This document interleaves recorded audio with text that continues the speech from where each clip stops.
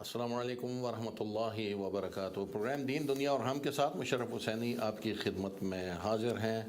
اور ناظرین کرام، اس وقت جو مین ٹاپک جو پوری دنیا کو جس نے اپنی لپیٹ میں لے لیا ہے، کورونا، کس حوالے سے اس پہ بات کریں، مختلف حوالوں سے لوگ اس کے اوپر بات کر رہے ہیں۔ کورونا کے کیا احتیاطی تدابیر اختیار کی جائیں، کیا کس طریقے سے کرنا چاہیے، پینک کرنا ہے نہیں کرنا، احتیاط کرنی ہے نہیں کرنی۔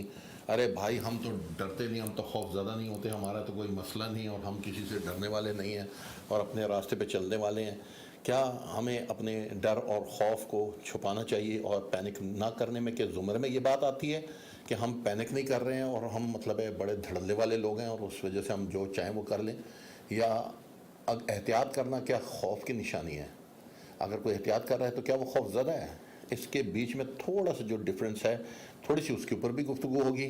لیکن کلی طور پہ ہمارا جو موضوع ہے وہ کورونا عذاب ہے یا امتحان ہے، اور اس کے ساتھ شہادت کا کیا تعلق ہے؟ کئی جگہوں سے بہت سارے لوگوں کے بارے میں شہادتوں کی بات آ رہی ہے، کیا یہ شہادت وغیرہ کا سلسلہ؟ تو تھوڑا سا شہادت کے اوپر بھی ڈسکس کریں گے، اس کے مین رولز، ریگولیشنز اور قواعد و ضوابط۔ اگر اس کا حدود سمجھ میں آ جائیں تو انسان کو ان موضوعات کو سمجھنے میں آسانی ہوتی ہے اور ان سے سوء استفادہ بھی نہیں کیا جا سکتا۔ اور انشاءاللہ اس کے اوپر، ان موضوعات کے اوپر آج کے پروگرام میں گفتگو کریں گے۔ جہاں تک کورونا کا تعلق ہے، جو یہ وائرس نکلا ہے کووڈ-19، اس کی اپنی ایک بڑی تیزی سے پھیلا ہے، اور ہے کہ ایسی خبریں آ رہی ہیں کہ جن سے صرف نظر نہیں کیا جا سکتا۔ علاقوں میں اچانک ایک بوسٹ آتا ہے اور لوگ پتہ چلتا ہے کہ جس علاقے میں تقریباً 80-90 لوگ جو ہے نا وہ مبتلا ہو چکے ہیں، کنفرم ہو چکے ہیں، اس کے ساتھ والے علاقے میں، اور پھر وہ لوگوں میں پینک کی صورتحال پیدا ہوتی تھی۔ جیسے کہ شروع کے دنوں میں ہم لوگوں نے دیکھا کہ لوگوں نے رخ کرنا شروع کر دیا اور سمجھے کہ ابھی ہے یہ جو آ گیا تو ہم گھروں سے نہیں نکل پائیں گے۔ انہوں نے جناب دوڑ لگا دی اور جو چیز ان کو ملی، چاہے وہ ضرورت کی تھی یا نہیں تھی، اپنی وہ ساری صلاحیتیں انہوں نے آزمانی شروع کر دی، جو وہ سیلز کے دوران میں نیو ایئر پہ یا باکسنگ ڈیز میں آزماتے، وہ نکل کے میدان عمل میں آ گئے، اور کاروانوں کے کاروان شکاریوں کے روڈوں پر گاڑیوں میں گھومتے ہوئے نظر آ رہے تھے۔ کوئی دیکھ رہے ہیں ناب ادھر سے جا رہے ہیں، ایک سٹور سے دوسرے پہ جا رہے ہیں، دوسرے سے تیسرے پہ جا رہے ہیں، یہاں پہ لائنیں۔ اور سٹورز والوں نے بھی، کئی سٹورز نے بڑا اچھا کردار بھی ادا کیا، لیکن بعض سٹور ایسے بھی تھے جنہوں نے اس کو اپنے کاروبار کو بڑھاوا دینے کے لیے وہ سیاسی معاملات کو بھی بنا دیا، وہ لوگوں کو لائن میں لگا دیا، اور ان کو بلا وجہ لائن میں اتنی کوئی ایک جگہ مجھے خود اتفاق ہوئے جانے کا، تو کوئی لائن کی وجہ نہیں بنتی تھی، لیکن لائن بنائی بھی تھی، اور لوگوں کو سردی میں گھنٹہ 1.5 گھنٹہ کھڑے رکھا، بولا کہ ہم 5 بجے سٹور کھولیں گے، اور 6:15 بجے تک لوگوں کو باہر ٹھنڈ میں کھڑا رکھنے کے بعد سٹور کھولا، اور 20 لوگوں کو ہم اندر جانے دیں گے، باقیوں کو نہیں جانے دیں گے۔ تو اس طرح کی صورتحال بھی پیدا ہوتی ہے جہاں پہ لوگوں کو اعتماد میں نہیں لیا جاتا، اور لوگ تو ظاہری بات ہے وہ اپنے ویڈیوز بنا کے اس پہ ڈالیں گے فلانے سٹور کے باہر بڑی لائن لگی ہوئی ہے، اور پھر ہم ایک سے زیادہ نہیں دے رہے تاکہ وہ مسلسل آئے کہ جی فلانا سٹور کچھ نہ کچھ دے رہا ہے۔ یہ صورتحال ایک بڑی افسوسناک صورتحال ہے۔ یہ کورونا کا مسئلہ اور اس جیسے دیگر مسائل کافی منفی اثرات اپنی ساتھ لیے ہوئے ہیں، لیکن اس میں کچھ ایک مثبت پہلو بھی نکل رہا ہے میرے اوپینین کے مطابق، اور وہ مثبت پہلو یہ ہے کہ ہم لوگ رنگ، نسل، قوم، قبیلہ، مذہب، دین وغیرہ سے صرف نظر کر کے پوری انسانیت کا مسئلہ بنتا چلا جا رہا ہے۔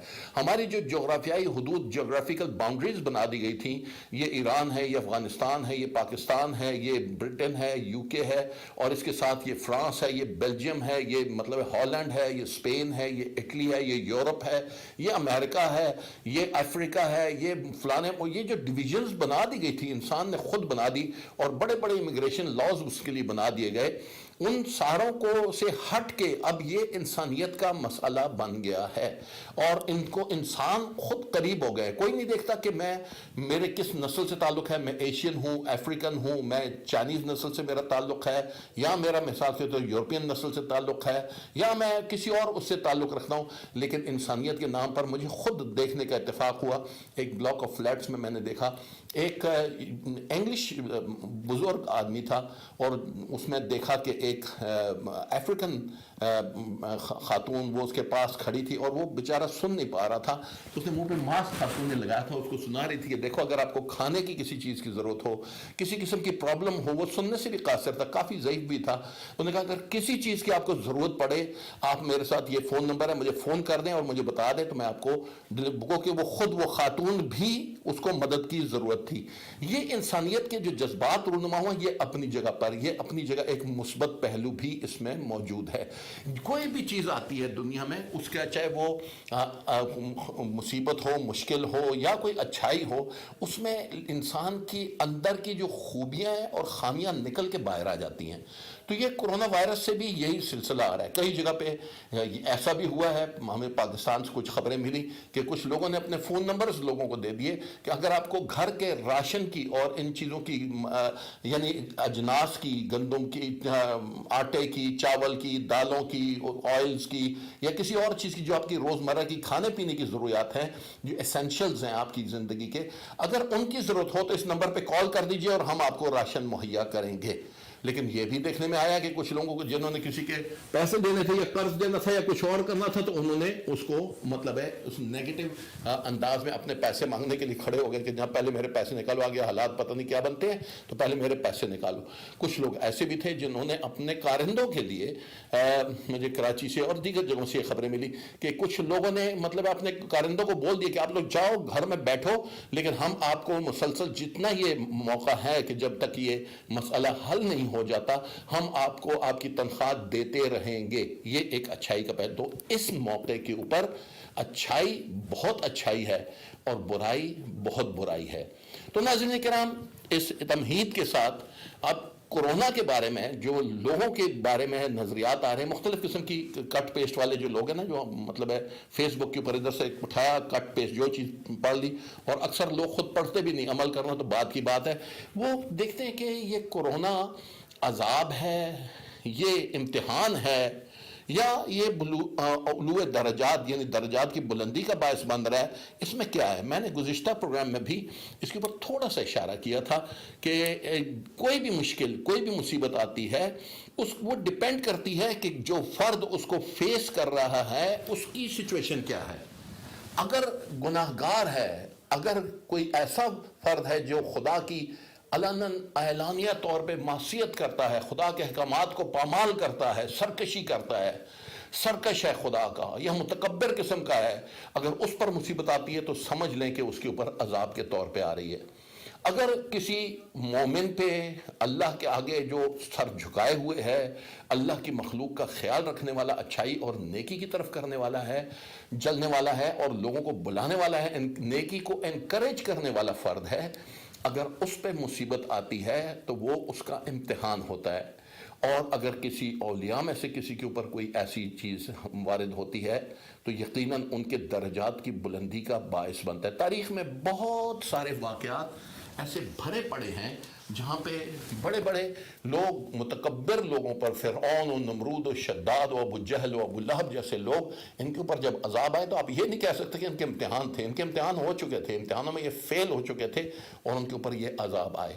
دوسری طرف ہم نے دیکھا کہ حضرت ابراہیم علیہ السلام، حضرت موسیٰ علیہ السلام، امام حسین علیہ السلام، ان کے لیے جو سختیاں خدا نے دی، اگر کربلا کی مشکلات نہ ہوتی تو دنیا کیسے آشنا ہوتی کہ حسین کیا ہے۔ ان کے درجات کی بلندی کا جو مقام ان کو کربلا کے واقعے کے بعد حاصل ہوا، لوگوں کے سامنے ان کی شخصیت نکھر کے سامنے آ گئی کہ پروردگار عالم نے اگر شیطان کو یا فرشتوں کو کہا تھا، جب اللہ نے حکم دیا تھا کہ جب میں اس کو بنا چکوں، حضرت آدم علیہ السلام کے بارے میں، تو تم سب جب بنا چکوں اور اس میں اپنی روح پھونک دوں تو تم سب سجدے میں گر جانا۔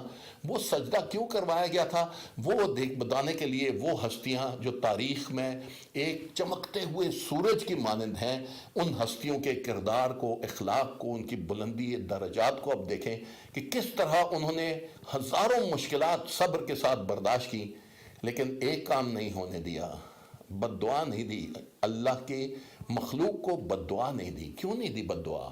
اگر بد دعا دے دیتے تو وہ ہستیاں، مثلا امام حسین علیہ السلام، اگر کربلا میں بد دعا دے دیتے تو آپ کا کیا خیال ہے کہ یہ انسانیت اور یہ لوگ باقی رہ جاتے؟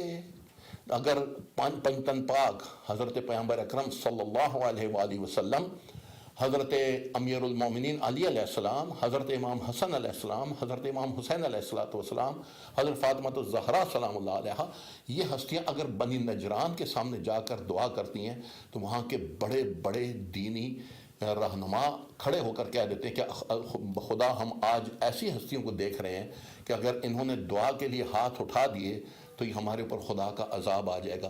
تو اگر امام حسین علیہ السلام کربلا میں ہاتھ اٹھا دیتے تو آپ کا کیا خیال ہے کہ یہ لشکر یزید مٹ نہیں جاتا؟ میں پہلے بھی عرض کر چکا ہوں، لیکن اچھی باتوں کو ہم ریپیٹ کرتے رہیں تاکہ ذہن نشین ہو جائے ہماری کہ مقصد یزید کو مٹانا نہیں تھا، یزیدیت کو مٹانا تھا۔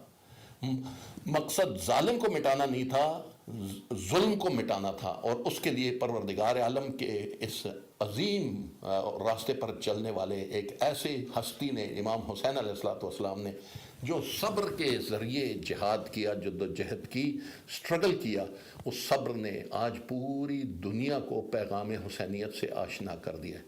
1400 سال لگ گئے، لیکن کیا ہوا؟ دنیا آشنا ہو گئی کہ وہ امام حسین علیہ السلام کیا تھے۔ آج آپ دیکھتے ہیں، معذرت چاہتا ہوں ناظرین، آج ملینز میں لوگ امام حسین علیہ السلام کی زیارت کے لیے جا رہے ہیں۔ اس کے ساتھ ہم تھوڑی سی ایک پکچر لیتے ہیں اس گفتگو کو مد نظر رکھتے ہوئے کہ یہ معاملہ کیا ہے۔ یہ مشکل ہے، ایک طرف عذاب بن رہا ہے، کچھ لوگوں کے لیے عذاب ہے، کچھ لوگوں کے لیے امتحان ہے، کچھ لوگوں کے لیے بلندی درجات کا معاملہ۔ یہ کیا ہے؟ کیا کس قسم کے گناہ ہیں؟ گناہوں کی قسمیں کیا ہیں؟ کس طرح کی ایسے گناہ ہیں جن کو خدا معاف نہیں کرتا؟ شرک لا محالہ شرک وہ گناہ ہے۔ شرک میں صرف یہ نہیں کہ آپ بت بنا کے اس کی پرستش شروع کر دیں تو شرک ہے، نہیں، اللہ کے مقابلے میں آنا۔ جب شیطان نے کیا کیا؟ سجدے کا انکار کیا، تو قرآن میں جو ذکر ملتا ہے ابا واستکبرا، اس نے تکبر کیا، معبود کے مقابلے میں آ گیا، کہتا رہا یا رب یا رب یا رب، لیکن جو تو نے حکم دیا ہے اس کے مطابق میں عمل نہیں کروں گا۔ یہ اس کا تکبر، اللہ کے حکم کے مقابلے میں آنا، اس کو کیا کر دیا؟ درگاہ پروردگار عالم سے اس کو دور کر دیا اس نے۔ اور پھر اسی طرح ہم دیکھتے ہیں کہ حضرت موسیٰ علیہ السلام کو جب حکم دیا جاتا ہے جاؤ فرعون کے مقابلے میں، تو کیا کہتے ہیں؟ انہو طغا، اس نے سرکشی کی ہوئی ہے۔ یہ دو چیزیں انتہائی اہمیت کی حامل ہیں۔ میں کہوں گا جتنی بھی نیگیٹیوٹیز انسان میں پائی جاتی ہیں ان کا تعلق ڈائریکٹلی یا انڈائریکٹلی جا کر ان کی جو روٹ ہے نا وہ جا کے ملتا ہے ایک تکبر، چاہے وہ شرک ہے، چاہے وہ اور کوئی گناہ ہے، ایک تکبر میں آ جاتا ہے۔ کوئی نماز نہیں پڑھ رہا، کوئی اور معاملات نہیں کر رہا، نماز البتہ میں اس لیے جو ہم کر کے نماز پڑھ کے ہم سمجھتے ہیں کہ ہم نے بہت بڑی ڈیوٹی ادا کر لی، میں اس نماز کی بات نہیں کر رہا۔ نماز کا مطلب ہے اللہ کے آگے سربت سجود ہو جانا۔ ابلیس نے ایک سجدے کا انکار کیا تھا، اس کا کیا حل ہوا؟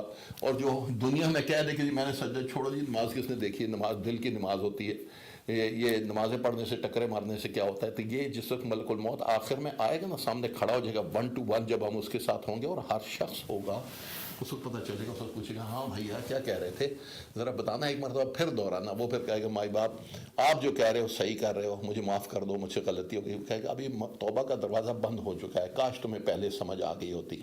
لہٰذا یہ مشکلات، گناہ، معصیتیں، نیکیاں، اچھائیاں، برائیاں، سب چیزیں، ان کو اگر ہم ان کا خلاصہ کر لیں، سمپلیفائی کر لیں ان کو، تو یہ 3 قسم کی ہیں۔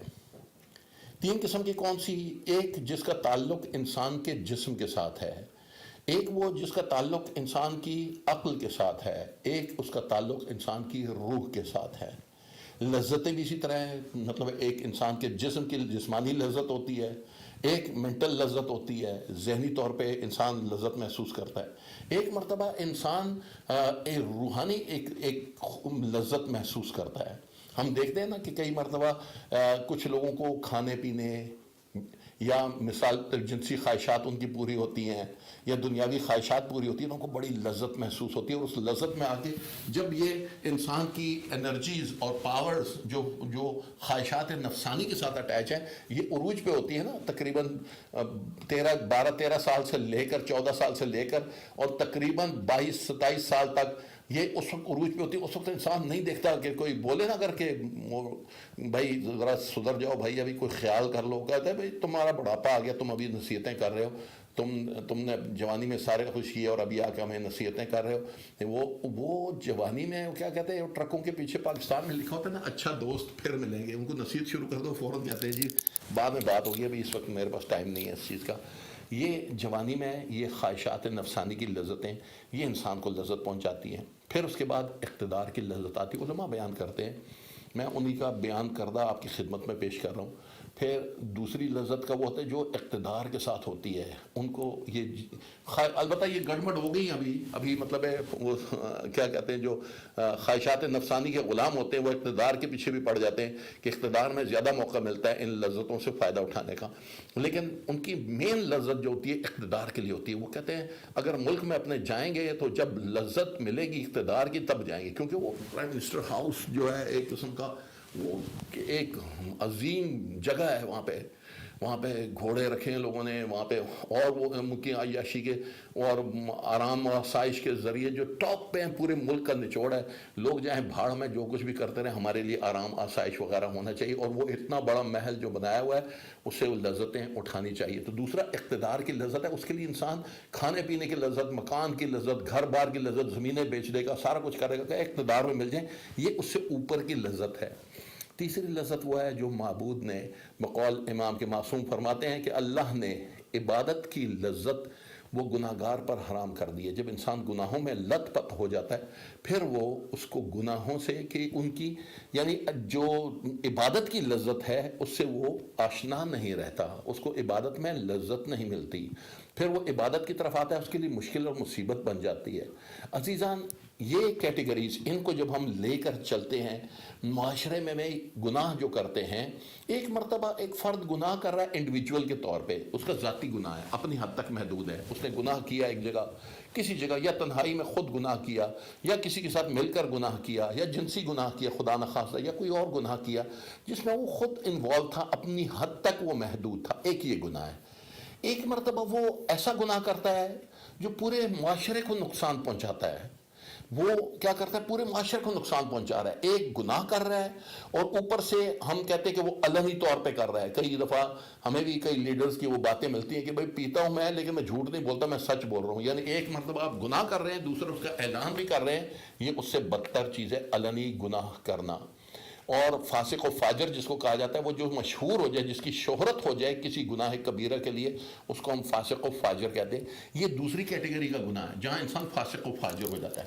تیسری کیٹیگری کا گناہ اس سے بڑھ کے کون سا ہے, جہاں پہ انسان یعنی ایسا گناہ کر لے جو پورے معاشرے میں برائی کو عام کر دے.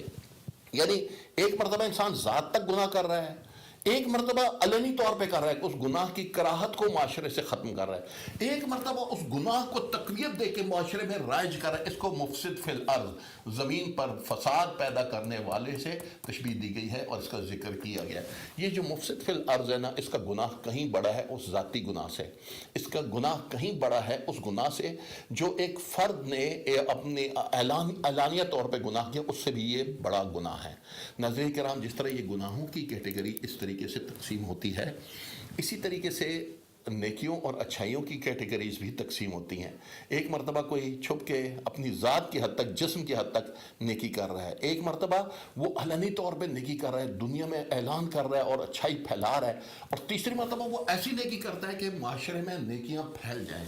یہ تینوں میں فرق ہے. تینوں میں یعنی تینوں کو آپ ایک کیٹیگری میں نہیں لا سکتے. یہ تینوں ایک جیسی ہیں. جس نے جب نیکی کی اپنی ذات کی حد تک, اور جس نے نیکی کی جس نے علنی طور پہ, اور جس نے معاشرے میں نیکیاں پھیلائیں, وَتَعَاوَنُوا عَلَى الْبِرِّ وَالتَّقْوَىٰ, نیکی اور اچھائی کے راستوں میں ایک دوسرے سے تعاون کرو, اور اس نے وہ کام انجام دیا. یہ تینوں الگ الگ کیٹیگریز ہیں. تو ناظرین کرام, یہ ہم نے تھوڑا گناہ کا اور اچھائی کا پہلو نکال لیا کہ کس طریقے سے ان کے اثرات مرتب ہوتے ہیں. اب ایک مرتبہ ان تمام گناہوں میں معبود نے کیا کیا ہے؟ کیا پروردگار عالم نے انسان کو خلق کر کے چھوڑ دیا کہ تو جو چاہے خود جس طرح چاہے اس طرح کام کر رہا، یا اللہ نے اس کے لیے کوئی سسٹم، کوئی نظام، الذی قدر وہدا، اس نے مقدر کی ہے، یعنی ایک خاص مقدار کے حوالے سے انسان کو اور کائنات کو خلق کیا ہے، اور پھر اس کی ہدایت کی ہے، اس کی گائیڈنس کی ہے، اس کو ایک خاص کمال تک لے کے جا رہا ہے، اس کو بلندی درجات تک لے کے جا رہا ہے، یہ پوری کائنات پرفیکشن کے ماحول تک جا رہی ہے۔ اب ایک مرتبہ کوئی گناہ کرتا ہے، ناظرین کرام یہ بڑا اہم مسئلہ ہے، تھوڑی سی بات طویل ہو گئی ہے لیکن اس کے ساتھ رہیں گے تو انشاءاللہ سمجھ پائیں گے کہ بڑی امپورٹنٹ بات ہے کہ ایک مرتبہ انسان کوئی نیکی کر رہا ہے، وہ ذاتی طور پر مثلا نماز پڑھ رہا ہے اور اس کے سامنے کوئی آ کے اس کی نماز کو خراب کر دیتا ہے۔ وہ کیا تھا؟ وہ ذاتی نماز تھی، اس کی ایک پرسنل چیز تھی، اس کی نماز تھی، اور اس نے پرسنل چیز کا نقصان کر دیا۔ اور ایک مرتبہ وہ کوئی شخص وہ ایک اجتماعی نیکی جو ہو رہی تھی اس کا نقصان کر دیا۔ دیکھیے میں مثال دے رہا ہوں، نعوذ باللہ من ذالک، پروردگار عالم ہم سب کو اپنے حفظ و امان میں رکھے۔ مثلا بدکاری کی سزا اسلام میں دی گئی ہے لیکن مختلف کیٹیگریز ہیں اس کی۔ اگر ایک جوان آدمی یا عورت کوئی گناہ کے مرتکب ہوتے ہیں اس کے لیے سزا اور ہے، لیکن اگر کوئی شادی شدہ فرد کے ساتھ بدکاری میں مبتلا ہوتا ہے اس کی سزا کہیں زیادہ سخت ہے۔ یہ جو سزا کی سختی ہے اس کی بنیاد اصل میں یہ ہے کہ وہ اس پورے گھر کے نظام اور سسٹم کو خراب کر رہے ہیں۔ تیسری مرتبہ ایک شخص کوئی گناہ کرتا ہے، وہ یا گناہ کی ترویج کرتا ہے اس طریقے سے کہ پورے معاشرے کا جو سسٹم ہے اچھائی کا اس کو فیل کر دے یا برائی کے سسٹم کو وہاں پہ رائج کر دے۔ اب اگر کوئی نظام اچھائی کے نظام کو تباہ کرتا ہے یا برائی کے نظام کو رائج کرتا ہے تو اس کا یہ گناہ اس کے انڈیویجول گناہ جیسا نہیں ہے، یہ بہت بڑا گناہ ہے۔ اور جب لوگوں نے نظام کے حوالے سے اچھائی کو ختم کرنے کے لیے یا برائی کو پھیلانے کی کوشش کی اور لوگوں کے سمجھانے کے باوجود، انبیاء اور مرسلین اور نیک لوگوں کے سمجھانے کے باوجود جب انہوں نے اس سے اپنے آپ کو نہیں روکا تو خدا کی طرف سے ان پر عذاب نازل ہوئے، چاہے وہ ابراہہ کا لشکر ہو جو کہ کعبے کو تاراج کرنے کے لیے آ گیا تھا۔ تو ہم کیا دیکھتے ہیں کہ قریش کے وہ سردار، بنی ہاشم کے وہ نمائندے جب ان کے پاس جاتے ہیں تو کہتے ہیں کہ میرے اونٹ چھوڑ دو۔ وہ کہتے ہیں کہ اونٹ آپ اپنے اونٹ لینے آئے؟ میں تو سمجھا تھا کہ آپ آ کے کعبے کی بات کرتے ہیں، جو کعبہ ہے اس کا اپنا مالک ہے، اونٹوں کا مالک میں ہوں، مجھے دے دو، وہ کعبے کا مالک جانے اور تم جانو۔ یعنی کیا تھا؟ کہتے دیکھ لینا۔ اور پھر کیا ہوا کہ ابراہہ کے اوپر وہ عذاب نازل ہوا جو اللہ نے پرندے بھیج دیے۔ کون سے تھے؟ ابابیل، سویلوز۔ ان کے علم تارا کیف فعل ربک باصحاب الفیل، کیا تو نے نہیں دیکھا کہ تیرے رب نے اونٹ ہاتھی والوں کے ساتھ کیا سلوک کیا؟ ترمیہم بحجارۃ من سجیل، ان کے اوپر بارش کر دی، حجارۃ من سجیل کے پتھروں کی ان کے اوپر بارش کر دی۔ اور پھر ترمیہم بحجارۃ من سجیل، اور اس کے بعد کیا کیا؟ فجعلہم کعصف معقول، ان کو کھائے ہوئے بھوسے کی مانند کر دیا۔ یعنی جس طرح وہ گائے کو ہم قربانی کے لیے ذبح کرتے ہیں نا تو اس کے پیٹ اوجڑی نکالتے ہیں، اس میں جو کھایا ہوا بھوسا ہوتا ہے نا، اس طرح کر دیا تھا ان کے وہ ہاتھیوں کا لشکر، وہ ساری چیزیں۔ کن پرندوں کے دو پتھر تھے ان کے پنجوں میں، اوپر سے پھینکتے تھے، گریویٹیشنل فورس کا آپ کو پتہ ہے نا کتنی زیادہ ہوتی ہے، تو جتنی ہائٹ سے وہ گرے وہ اتنی ان کی فورس تھی کہ وہ جو سوار تھے ہاتھیوں پہ ان کے سر پہ لگتا تھا، ان کے نیچے سے نکل کے ہاتھی کو لگتا تھا، ہاتھی کی کمر میں سے نکل کے زمین پہ چلا جاتا تھا، اور وہ ایسی بارش تھی کہ وہ ہاتھیوں کا لشکر نیست و نابود ہو گیا۔ عزیزان، یہ عذاب تاریخ میں پہلی مرتبہ اور آخری مرتبہ نہیں آئے۔ میں چھوٹا سا ایک واقعہ آپ کی خدمت میں ناظرین و سامعین کی دلچسپی کے لیے پیش کرنا چاہوں گا کہ حضرت صالح علیہ السلام نبی خدا تھے، اور ان کے دور میں ان کی قوم ان کے سامنے آ گئی اور ان سے کہا کہ اے صالح، اللہ سے، اپنے معبود سے یہ دعا کرو اور کہو کہ وہ ہمارے لیے اس پہاڑ میں سے ایک اونٹنی اور ایک اس کا بچڑا، ایک کیمل، شی کیمل، اور اس کے ساتھ اس کا ایک کاف، یہ پیدا کر دیں تو ہم اس کو مان لیں گے کہ یہ رب ہے، سپر نیچرل کام ہو جائے گا تو ہم اس کو تسلیم کر لیں گے۔ اللہ نے سے دعا کی حضرت صالح نے، اور پروردگار عالم نے ان ایک پہاڑ کی چٹان میں سے اونٹنی اور اس کا بچہ پیدا کر دیا۔ اب لوگ جو بیان کرتے ہیں کہ انہوں نے، پروردگار عالم نے کہا کہ جو تمہاری ڈیمانڈ تھی میں نے پوری کر دی، اب میری ڈیمانڈ یہ ہے کہ ایک دن تم پانی پینا دریا سے اور ایک دن یہ اونٹنی پیے گی۔ یعنی تم اپنا دن مخصوص کرو، ایک دن تم پانی لے آؤ اپنے لیے جو اپنے ریزرو وغیرہ بھر لو، اور ایک دن یہ اونٹنی پیے گی، لیکن جو اونٹنی پانی پیے گی اس کے بدلے میں تمہیں اتنا دودھ دے گی کہ تمہارے تمام علاقے کے لوگوں کے لیے کافی ہوگا۔ کچھ عرصہ چلتا رہا، اس کے بعد پھر انسان ہے نا، وہ دین کا معاملہ چھوٹا سا بھی آ جائے، اگر اللہ نے فجر کی نماز کی جگہ صرف اتنا کہہ دیا ہوتا کہ صبح اٹھ کے تم السلام علیکم کہہ دو، تو میرے خیال میں وہ بھی جنہوں نے ادا کرنی تھی وہ نماز، السلام علیکم کہنا تھا وہ کہہ دیتے، جنہوں نے نہیں کہنا تھا انہوں نے اتنا بھی نہیں کرنا تھا۔ حضرت صالح علیہ السلام کے دور میں کیا ہوا، اونٹنی، اور کچھ عرصے بعد لوگ اکتا گئے، انہوں نے کہا یار کیا مسئلہ ہے، ایک دن ہم پانی نہیں پی سکتے ہیں، بس انتظار کرتے رہتے ہیں ایک دن کے بعد کا، حالانکہ ان کے بدلے میں ان کو دودھ ملتا تھا اونٹنی کا۔ اب کیمل ملک پتہ ہے نا کہ آج کل کتنا مہنگا، وہ کمپنیز نے جو بنا کے بیچنا شروع کر دیا، اور ان کے علاقوں میں تو اونٹ جو تھے ویسے ہی آوارہ پھرتے رہتے تھے، انہیں کتنا مہنگا، چھوٹا سا اس کا ٹن جو تھا وہ تقریباً میرے خیال میں 2.5-3 پاؤنڈ کا وہ مل رہا تھا، اور لوگوں کے کتنی شفا ہے اس میں۔ بہرحال میں اس طرف نہیں جانا چاہتا ہوں۔ تو اونٹنی کا کیا ہوا، کچھ عرصے بعد لوگ اکٹھے ہو گئے، ہم نے کہا یار یہ بڑا پرابلم ہے، ایک دن ہم دودھ پیتے ہیں اور ایک دن ملتا ہے، ٹھیک ہے ملتا ہے، لیکن ہم پانی نہیں پی سکتے، یہ پابندی ہم برداشت نہیں کر سکتے ہیں۔ اب کیا ہوا، انہوں نے کہا کہ یہ اللہ کی عطا ہے، اگر ہم نے کچھ کیا تو ہمارے اوپر عذاب الہی نازل ہوگا، لہٰذا انہوں نے کیا کیا، ہم مل کے کرتے ہیں۔ سارے قبیلے کے لوگ مل گئے، انہوں نے مل کے اونٹنی پہ اٹیک کیا اور اونٹنی کو ماری، تلوار کے وار کیے اور اونٹنی کو وہاں پر قتل کر دیا۔ اللہ نے پھر موقع دیا کہ دیکھو تم استغفار کر لو، توبہ کر لو۔ توبہ کی کیا بات ہے، ہم لوگ تو اسی تو بڑے پہلوان آتے جناب، اسا بڑا کام کر لے، جیڑا کرنا سی اسا کر لیا، ٹھیک ہے، جو کرنا تھا کر لیا ہم نے۔ اب اس کے بعد اللہ کی طرف سے کیا ہوئے، زرد آندھی آئی، اللہ نے مہلت دی، توبہ کر لو، استغفار کر لو۔ انہوں نے کہا نہیں توبہ ووبہ کچھ نہیں۔ اس کے بعد پھر حالات بدلے، اور تیز آندھی بڑھی، اس کے بعد سرخ آندھی جب آئی تو خدا کے عذاب نے اس علاقے کے لوگوں کو اپنی لپیٹ میں لے لیا۔ حضرت نوح علیہ السلام کے دور میں پروردگار عالم جب حضرت نوح علیہ السلام کو بھیجا، 6 سال ان کو لگ گئے اس کشتی کو بناتے ہوئے، کشتی نوح کی تعمیر میں، کہ جو مہلت دی اللہ نے، اللہ چانس دے رہا تھا کہ چلو یہ جب تک کشتی بنتی ہے اب سدھر جاؤ، ابھی توبہ کر لو، لیکن نہیں، وہاں پہ کیا تھا، نظام پورا بگڑ چکا تھا۔ حضرت نوح علیہ السلام کے دور میں اتنا نظام بگڑ گیا تھا کہ حضرت نوح علیہ السلام کا اپنا بیٹا ان کی اطاعت سے باہر نکل گیا تھا۔ جب طوفان آیا تو حضرت نوح علیہ السلام نے بلایا اپنے بیٹے کو کہ آ جا پروردگارا میرے بچے کو بچا لے۔ اللہ نے کہا لیس من اہلک، تیرے اہل میں سے نہیں ہے، کیوں، تیرے راستے سے بھٹک چکا ہے۔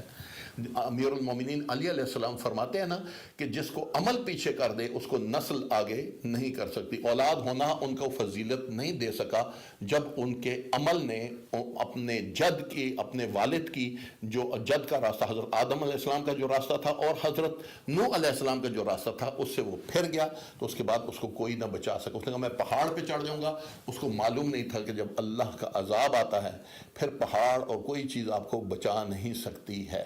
تو ناظرین کرام، یہ عذاب جو آتے ہیں اللہ کی طرف سے درست ہے، چاہے وہ یا کیلکولیٹڈ کسی نے چھوڑے ہوئے عذاب ہیں یا کسی اور حوالے سے، لیکن ہوا یہ کہ ایک جراثیم نے، ایک کرونا وائرس کے جراثیم نے، کووڈ-19 کے جراثیم نے پوری دنیا کو ہلا کے اور تیس نیس کر کے رکھ دیا۔ تمہاری سائنس، تمہاری ٹیکنالوجی، سائنس نے بڑی ترقی کر لی ہے، مغربی ممالک نے بڑی ترقی کر لی ہے، یہ بڑے آگے نکل گئے ہیں، وہ بڑے آگے نکل گئے ہیں، انسان بڑا اشرف المخلوقات، اور پتہ ہے ابھی تو اپنے جو ہمارا سولر سسٹم ہے اس سے باہر نکل گئے ہمارے جہاز، اور وہاں کی خبریں لے کر کیا کمال کر دیا ہے۔ لیکن کیا ہوا کہ ایک جراثیم، ایک جو کرونا وائرس کا جراثیم ہے، وہ جب آ گیا تو اس کو مطلب ہے ڈی ایکٹیویٹ نہیں کر سکے، اس کا مقابلہ نہیں کر سکے۔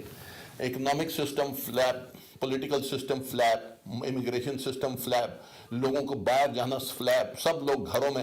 اب جو کہتے تھے ہمیں گھر میں 1 منٹ نہیں رہ سکتے، ہم سے رہا ہی نہیں جاتا، ہم نے باہر شاپنگیں کرنی ہے، ہم نے مال دیکھنے، ہم نے گھومنا ہے پھرنا ہے، چاہے مرد ہو چاہے خواتین ہو، وہ سارے گھروں میں ڈب کے بیٹھے ہیں کہ ابھی کورونا وائرس آ گیا تو بڑی پرابلم ہو گئی ہے، اور لوگوں کے سوچنے کا، اٹھنے بیٹھنے کا، رہن سہن کے سارے انداز بدلتے چلے جا رہے ہیں۔ عزیزان، یہ بہت بڑا امتحان ہے۔ ایک طرف درست ہے، ہم نے پینک نہیں کرنا، اس کا مقابلہ کرنا ہے۔ دوسری طرف ایک اور بات ہے کہ جو احتیاطیں ہیں ان کو بروئے کار لانا ہے۔ درست ہے خبریں ہمیں مل رہی ہیں بہت ساری، لیکن بہت ساری خبریں ابھی ہمیں نہیں مل رہی. ہم نے ان خبروں کی طرف بھی جانا ہے، ان خبروں کو بھی دیکھنا ہے. اس کو ہم اگنور نہیں کر سکتے کہ ہم نے دیکھنا نہیں، ہم نے سمجھنا نہیں، ہم نے پرکھنا نہیں جو ہم تو بڑے فن خان ہیں اور ہم کل نہیں. کیونکہ ابھی اس بیماری کا سب سے بڑا پرابلم یہ ہے، یہ جو کرونا وائرس کووڈ-19 جو آئی ہے، اس کا سب سے بڑا پرابلم یہ ہے کہ اس کا علاج موجود نہیں ہے. تو لہٰذا اگر آپ گھر میں بیٹھے ہیں اور گھر کو آپ نے بند کر لیا، بلاک کر لیا، اور آپ گھر میں مثال کے طور پہ آپ نے صفائی کا خیال نہیں رکھا، جراثیم پھیلنے لگے، جو مرضی پھیل جائے، لیکن آپ کو کرونا وائرس نہیں ہو سکتا ہے. کرونا وائرس تب ہوگا جب آپ باہر جائیں گے اور اس کے جراثیم لے کر گھر میں آئیں گے، یا کوئی اور آپ کے گھر میں آئے گا، یا کہیں ایسی جگہ جائیں گے جہاں پہ آپ سوشلائز کر رہے ہیں، وہاں پر آپ کو اس کا پرابلم ہوگا. لہٰذا آپ کو یہ احتیاط کرنی ہے ان دنوں میں، جب تک کہ اس کا حل نہیں نکل آتا، اس کا توڑ نہیں نکل آتا، اس وقت تک آپ نے اپنے گھروں سے نہیں نکلنا ہے. کیونکہ اگر ایک مرتبہ یہ بیماری اس دوران میں، اس پیریڈ میں خدا نخواستہ کسی کو لگ گئی، تو اس کے علاج معالجے کا پھر گنجائش اس کی موجود نہیں ہے اس وقت. بعد میں اگر ہو جائے، اس کا حل نکلا ہے، وہ بات نارمل ہو جائے گی، حالات نارمل ہو جائیں گے. سائنس اور اس کی علم کی ترقی کے باوجود ابھی جب نہیں نکل سکا تو ہمیں تھوڑی احتیاط کرنی ہے. اب اس میں کوئی خوف و ہراس والی بات نہیں ہے، پینک کرنے والی بات نہیں ہے، لوٹ مار مچانے والی بات نہیں ہے. جو خدا کے ساتھ اٹیچ ہے ان کا بھروسہ اللہ کی ذات پہ ہوتا ہے. موت تو برحق ہے، لیکن برحق موت سے خوفزدہ ہو کے ایسے بھاگنا کہ جیسے پتہ نہیں کیا ہو گیا. تیاری کر لیں اس کے لیے. معبود نے ہمیں جو زندگی دی ہے، اس کے بعد ایک اور زندگی انہیں دی ہے. پروردگار عالم نے، موت کا مطلب فنا نہیں ہے، وینش نہیں ہو جانا. ہم نے اس کے بعد اس دنیا میں جانا جدھر ہماری روح نہیں مرتی، جسم مرتا ہے. جسم مرتا ہے ڈسٹ ٹو ڈسٹ، ہماری روح جو ہے وہ عالم برزخ میں چلی جاتی ہے، اور اس کے بعد حساب کتاب، اس کے بعد جنت اور جہنم. جس طرح انسان نے کیا ہوگا ویسے گریڈز اس کو اس دنیا میں اس کے اعمال عطا کریں گے، جو اس کے اعمال ہوں گے. تو ناظرین کرام، یہ ایک بڑا امپورٹنٹ اس کا پہلو تھا کہ جس میں ہمیں خوفزدہ ہونے کی ضرورت نہیں، لیکن احتیاط کرنے کی ضرورت ضرور موجود ہے. جہاں پر تک اس کے ہمارے اعمال کا تعلق ہے، ان اعمال میں ایک اور چیز جسے ہم نے دیکھنا ہے، جس طرح میں نے ابھی ذکر کیا کہ پروردگار عالم نے کئی دفعہ وارننگز دیں ان لوگوں کو جن کے اوپر عذاب نازل ہوئے. حضرت نوح علیہ السلام کے دور میں مثال کے طور پہ، یا ہم دیکھتے ہیں کہ حضرت موسیٰ علیہ السلام کے دور میں، یا ہم دیکھتے ہیں اس کے بعد انبیاء، حضرت صالح علیہ السلام کا میں نے ذکر کیا. یعنی کئی انبیاء اور مرسلین جو قتل ہوئے ہیں، اس سے پہلے پروردگار عالم نے وارننگز دی ہیں. میں ایک چھوٹی سی مثال ناظرین و سامعین کی دلچسپی کے لیے ان کی خدمت میں پیش کر دوں کہ دیکھیے، مثال کے طور پہ ایک گاڑی کا ایکسیڈنٹ ہو گیا. اب ایک مرتبہ ہم کہتے ہیں یار اس نے یہ رانگ سائڈ سے آ رہا تھا، اس نے قانون کی خلاف ورزی کی ہے اور تب یہ ایکسیڈنٹ ہوا.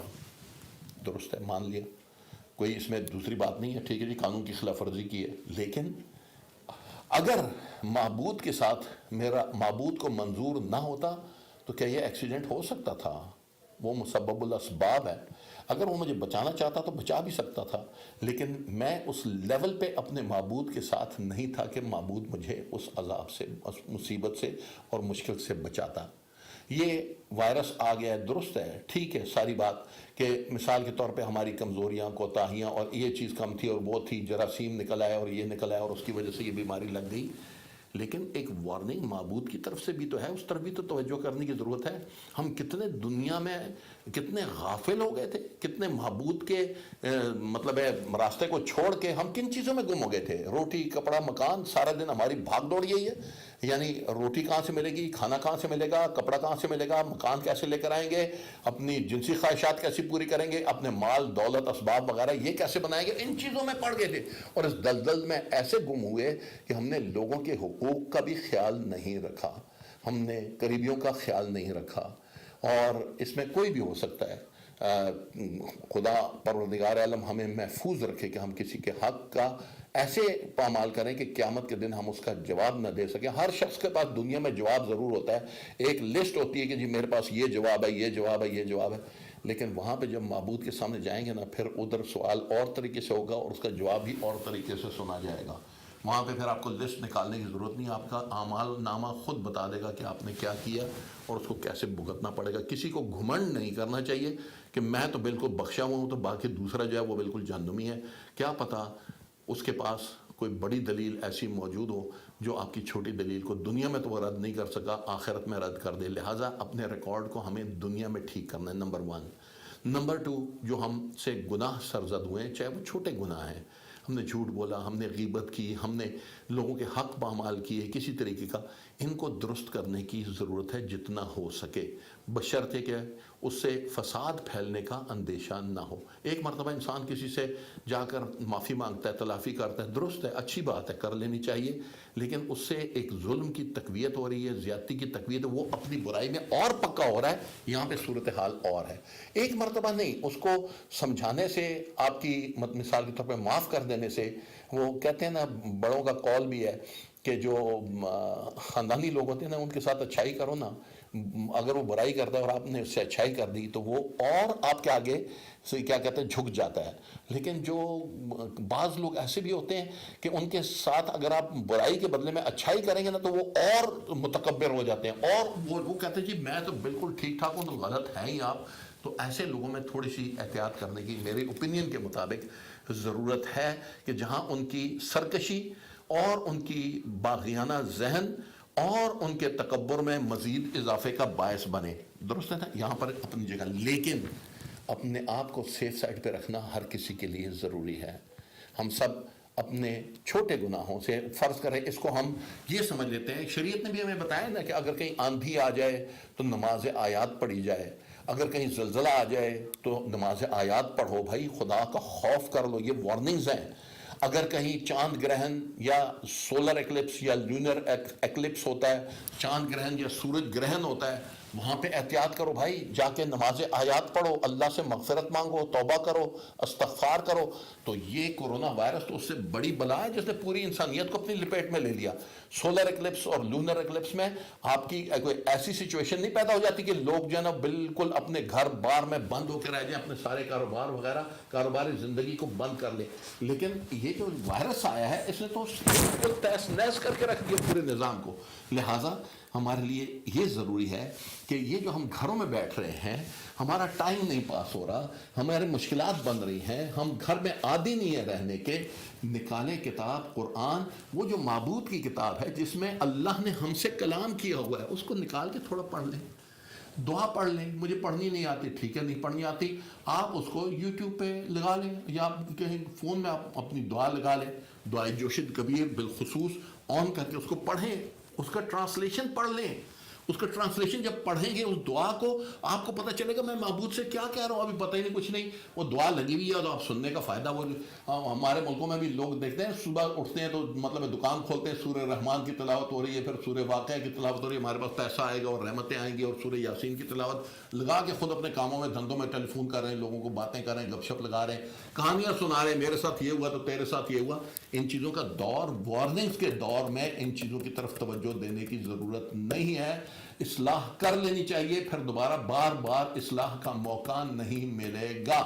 لہٰذا ہم سب کی ذمہ داری ہے کہ ان دنوں میں دعاؤں کی طرف رجوع کریں، عبادت کی طرف رجوع کریں.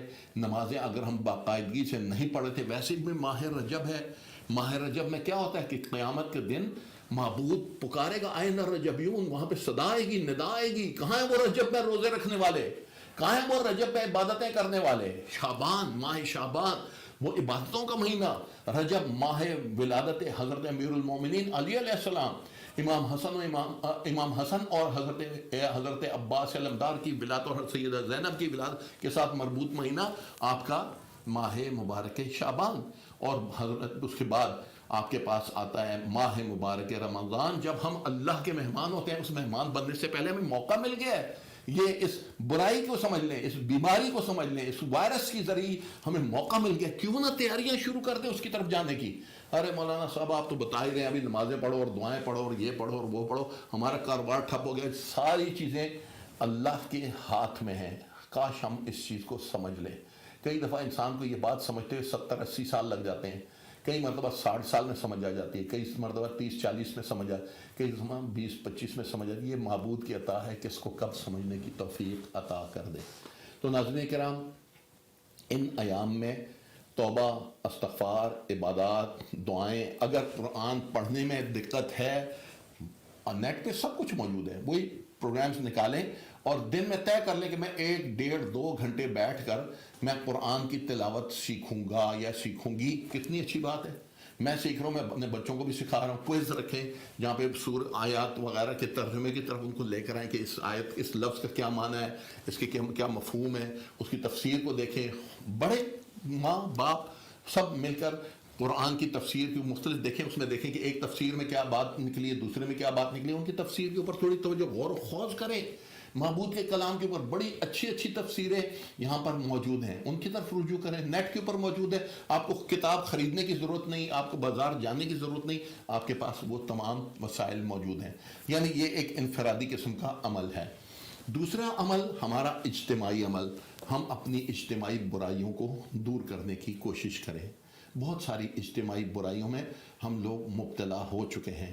یعنی آخری زمانے کے بارے میں کچھ روایات احادیث ایسی ملتی ہیں جہاں پہ ہمارے اکرم صلی اللہ علیہ وآلہ وسلم فرماتے ہیں کہ آخری دور وہ ہوگا جب لوگ امر بالمعروف کو جو ہے نا اس کو نہیں کر رہے ہوں گے، نہیں بالمعروف کر رہے ہوں گے. یعنی جو اچھا کام اللہ نے حکم دیا ہے اسے منع کریں گے. چھوڑو یار، یہ کیا یار، داڑھی رکھ لی تم، یہ کیا کر لیا، سکارف کر لیا تو یہ کیا کر لیا تم، یہ کوئی کام ہے کرنے کا. قرآن تلاوت شروع کر دی یار تم نے، یہ تمہاری عمر ہے قرآن کی تلاوت کرنے کی، ضرورت دیکھو تو صحیح معبود جو ہے پروردگار عالم کا تمہیں کیا کہنا چاہتا ہے. تھوڑی لفٹ تو کرا کے دیکھ لو اس معبود کو، اس قرآن کو دیکھ لو، تھوڑا سا اس کا ترجمہ دیکھ لو، کہنا کیا چاہتا ہے. سمجھ آئے نہ آئے وہ ایک الگ بات ہے. قرآن ہدن للمتقین ہے، جو متقی ہوگا، جس لیول کا تقوی ہوگا اس لیول کی ہدایت ہوگی. جتنا میں نے اپنے اندر کیاس کو روکا ہوا ہوگا، گناہ ہمارے اندر کیاس پیدا کرتے ہیں. میں پہلے بھی کہیں ایک پروگرام میں ذکر کر چکا ہوں کہ جب ہم گناہ کرتے ہیں، جب ہم جھوٹ بولتے ہیں تو وہ کہتے ہیں لائی ڈیٹیکٹر لگا دیتے ہیں. لائی ڈیٹیکٹر کو کیسے، مشین کو کیسے پتہ چلتا ہے سچ ہے یا جھوٹ ہے؟ اس کی تو کوئی صلاحیت ہی نہیں مشین میں. ایک سٹیٹک جامد مشین ہے میٹل کی بنی ہوئی، تو اس کو کیسے پتہ چلتا ہے؟ عزیزان کیا کرتے ہیں، اس کے ساتھ کچھ تاریں ہوتی ہیں، وہ ہمارے وینز کے ساتھ، ہمارے جسم کے ساتھ اٹیچ کر دی جاتی ہیں. جب انسان جھوٹ بولتا ہے نا تو اس کی طبیعت میں ایک ارتعاش پیدا ہوتا ہے، عجیب قسم کی لیئرز پیدا ہوتی ہیں. وہ جس طرح ہم ہارٹ کی پیشنٹس کو لے کر جاتے ہیں نا، تو جب ان کے وہ ساتھ وہ ECG وغیرہ کرنے کے لیے وہ تاریں لگاتے ہیں، تو جب دل کی دھڑکن دھڑکتی ہے نا تو وہ اس میں مطلب وہ بتاتا ہے کہ کس طرح دھڑک رہی، اس کو ریکارڈ کر لیا جاتا ہے. پھر اس ریکارڈ سے دیکھا جاتا ہے کہ اس کا دل کس کی کیفیت کیا ہے. اسی طریقے سے جب انسان جھوٹ بولتا ہے تو وہ اس کے اندر ایک قسم کی ویوز پیدا ہوتی ہے. وہ ویوز جو ہے وہ مشین ریکارڈ کرتی ہے. وہ کیاس جو ارتعاش پیدا ہوتا ہے، جو طوفان ہمارے اندر اٹھتا ہے، یعنی ہمارا وجود جو ہے معبود نے جسے خلق کیا ہے، ہماری روح جو ہے وہ کمپیٹیبل نہیں ہے گناہ کے ساتھ، وہ گناہ کے ساتھ چل نہیں سکتی ہے. تو جب ہم اس کو گناہ کی طرف لے کر جاتے ہیں، یا انسان جھوٹ بولتا ہے یا کوئی غلط کام کرتا ہے، تو اس کے اندر ایک عجیب قسم کا طوفان برپا ہو جاتا ہے. وہ مشین اس طوفان کو کیا کرتی ہے، ریکارڈ کر لیتی ہے. جس طرح آخرت میں ریکارڈ ہوں گی نا چیزیں اور وہ کھولی جائیں گی، اسی طریقے سے دنیا میں بھی ریکارڈ ہوتی ہے. معبود ہمیں دنیا میں جس طرح ہمارا شرم پردہ رکھا ہے، پروردگار آخرت میں بھی ہمارا پردہ رکھے. ناظرین کرام، یہ ایک بڑی بات ہے کہ انسان کے گناہ کے اثرات اس کے اندر اچھائی کے پھلنے پھولنے کا راستہ روک دیتے ہیں.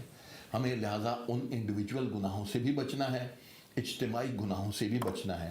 لیکن ان تمام گناہوں کے ساتھ ایک اور گناہ ہے جو جدھر معبود نے ایک نظام بنایا تھا. حضرت آدم علیہ السلام کے دور میں نظام بنایا گیا تھا، اس کے بعد پورا ایک سسٹم تھا. حضرت شیس کے دور میں اور حضرت نوح علیہ السلام کے دور تک وہ نظام چلتا رہا. حضرت نوح علیہ السلام کے دور میں کفر نے وہ نظام بنا لیا کہ اگر کہیں گھر میں اس فطرت اسلام پہ بچہ پیدا ہوتا تھا تو وہ بھی کفر کے مطابق ڈھل جایا کرتا تھا. آج کل کے دور میں بھی وہی سسٹم ہو چکا ہے. تو پھر اس کے بعد اللہ نے کیا کیا، جب نظام کے طور پر لوگوں نے برائی کو قبول کر لیا، تو پھر میں بائبل میں دیکھ رہا تھا، اس میں بھی ذکر ملتا ہے حضرت نوح علیہ السلام کے دور میں جب عذاب آیا تو لوگوں نے کرپشن اور وائلنس کے الفاظ استعمال کیے گئے ہیں کہ اس میں وہ عام ہو گئی تھی. لوگ بت پرستی کرنے لگ گئے تھے، بتوں کو معبود کی جگہ سے خلق کیا اس کی جگہ بت کو پوج رہے ہیں. کرپشن ہو رہی ہے، وائلنس ہو رہی ہے. اور اس کے بعد اللہ نے حضرت نوح علیہ السلام کو بھیجا. آج بھی کرپشن اور وائلنس، بڑے بڑے شہر بن گئے ہیں، سن سٹیز جس کا نام رکھا گیا. سن یعنی پہلے زمانے میں سندھ کو برا سمجھا جاتا تھا، آج سندھ کی سٹیز بن گئی ہیں اور لوگ کہتے ہیں چلتے ہیں سندھ سٹی چلتے ہیں، برائی کو کی ترویج ہو رہی ہے. لوگ کہتے ہیں برائی کرنا کوئی اتنی بڑے عیب کی بات، بلکہ جو برائی کرتا ہے اس کو اچھا سمجھا جاتا ہے، جو اچھائی کرتا ہے اس کا لوگ مذاق اڑاتے ہیں. درست ہے. ان تمام چیزوں کے دور میں کہیں یہ کورونا وائرس ہمارے لیے ایک خطرے کی گھنٹی تو نہیں ہے معبود کی طرف سے؟ کہیں ایک وارننگ لائٹ تو نہیں ہے؟ اے بندے سدھر جا، اے بندے انسان بن جا، اے بندے تجھے میں نے کائنات دنیا تیرے لیے خلق کی ہے، تجھے اس دنیا کے لیے خلق نہیں کیا. تو اتنا گر گیا ہے، اتنا پست ہو گیا ہے.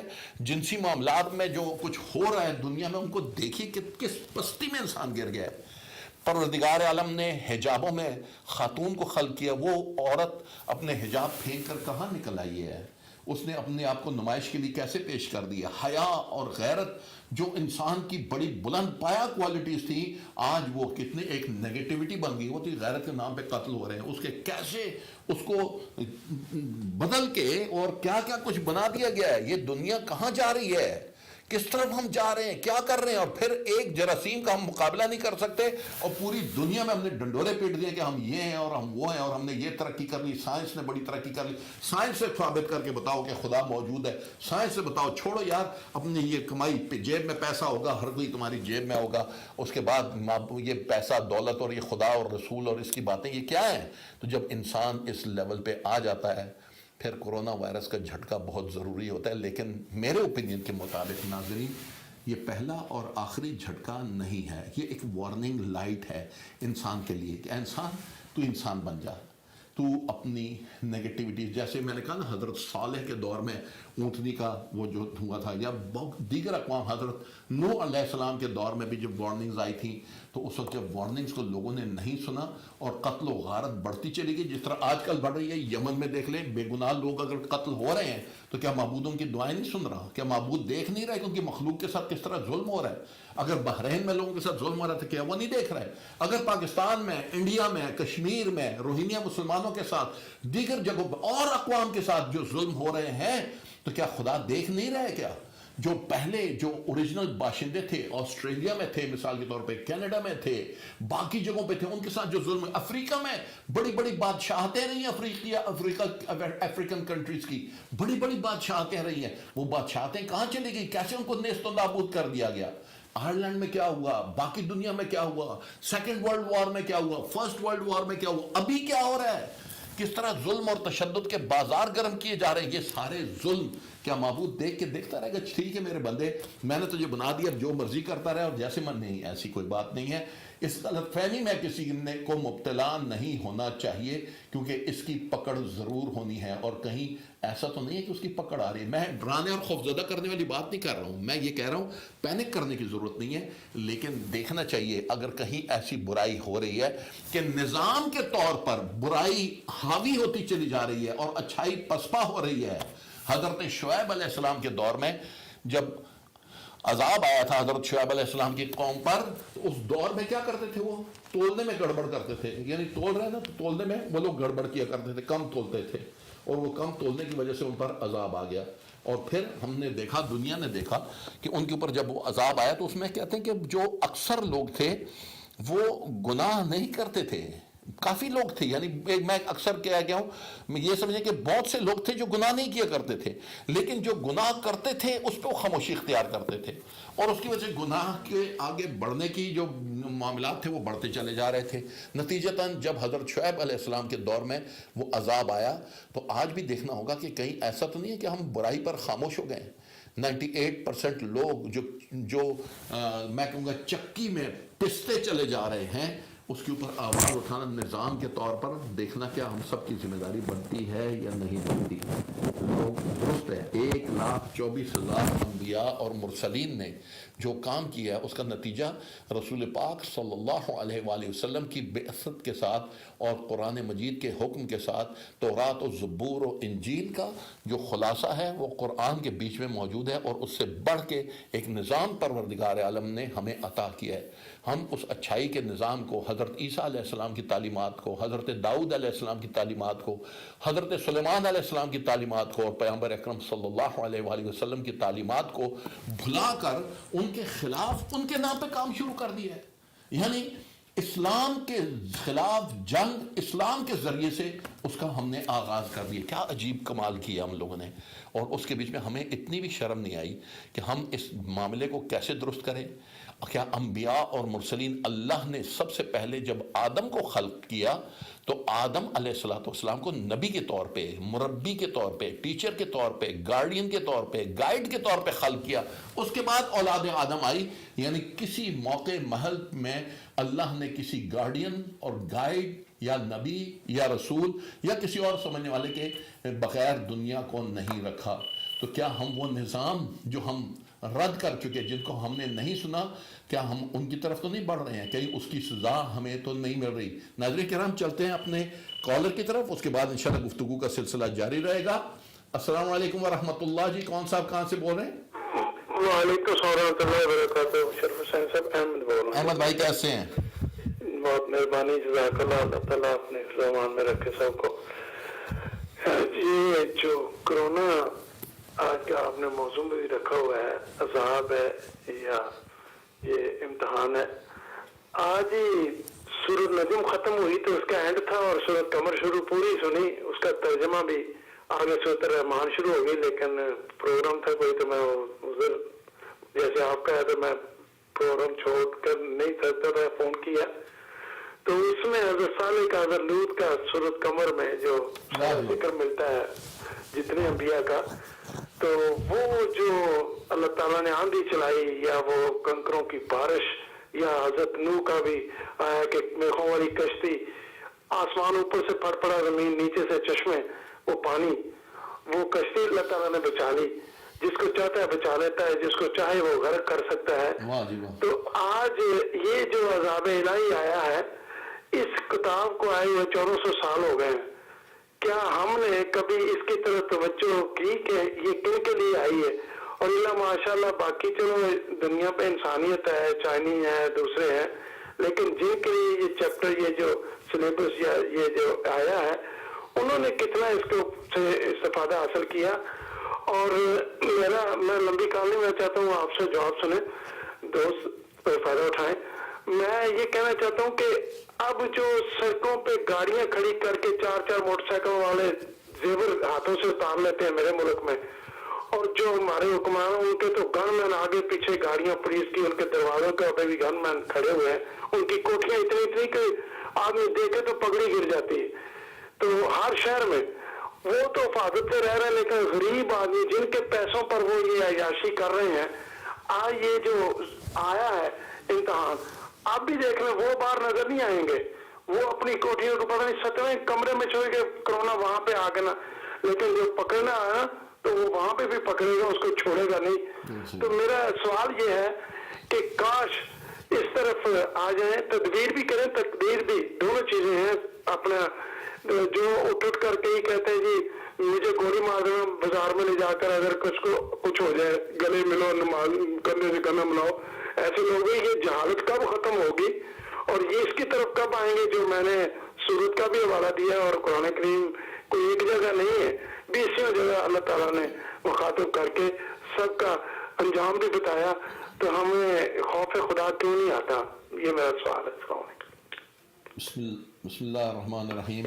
بہت شکریہ میرے بھائی, آپ نے جس طرف توجہ دلائی, ایک امپورٹنٹ پہلو تھا اور امپورٹنٹ بات تھی. آج ہم بھی ذکر اس میں پروگرام میں بھی یہی کر رہے تھے کہ پینک کرنے کی ضرورت نہیں ہے, لیکن ہمیں احتیاط ضرور کرنی ہے, اپنی احتیاط سے چلنا ضروری ہے.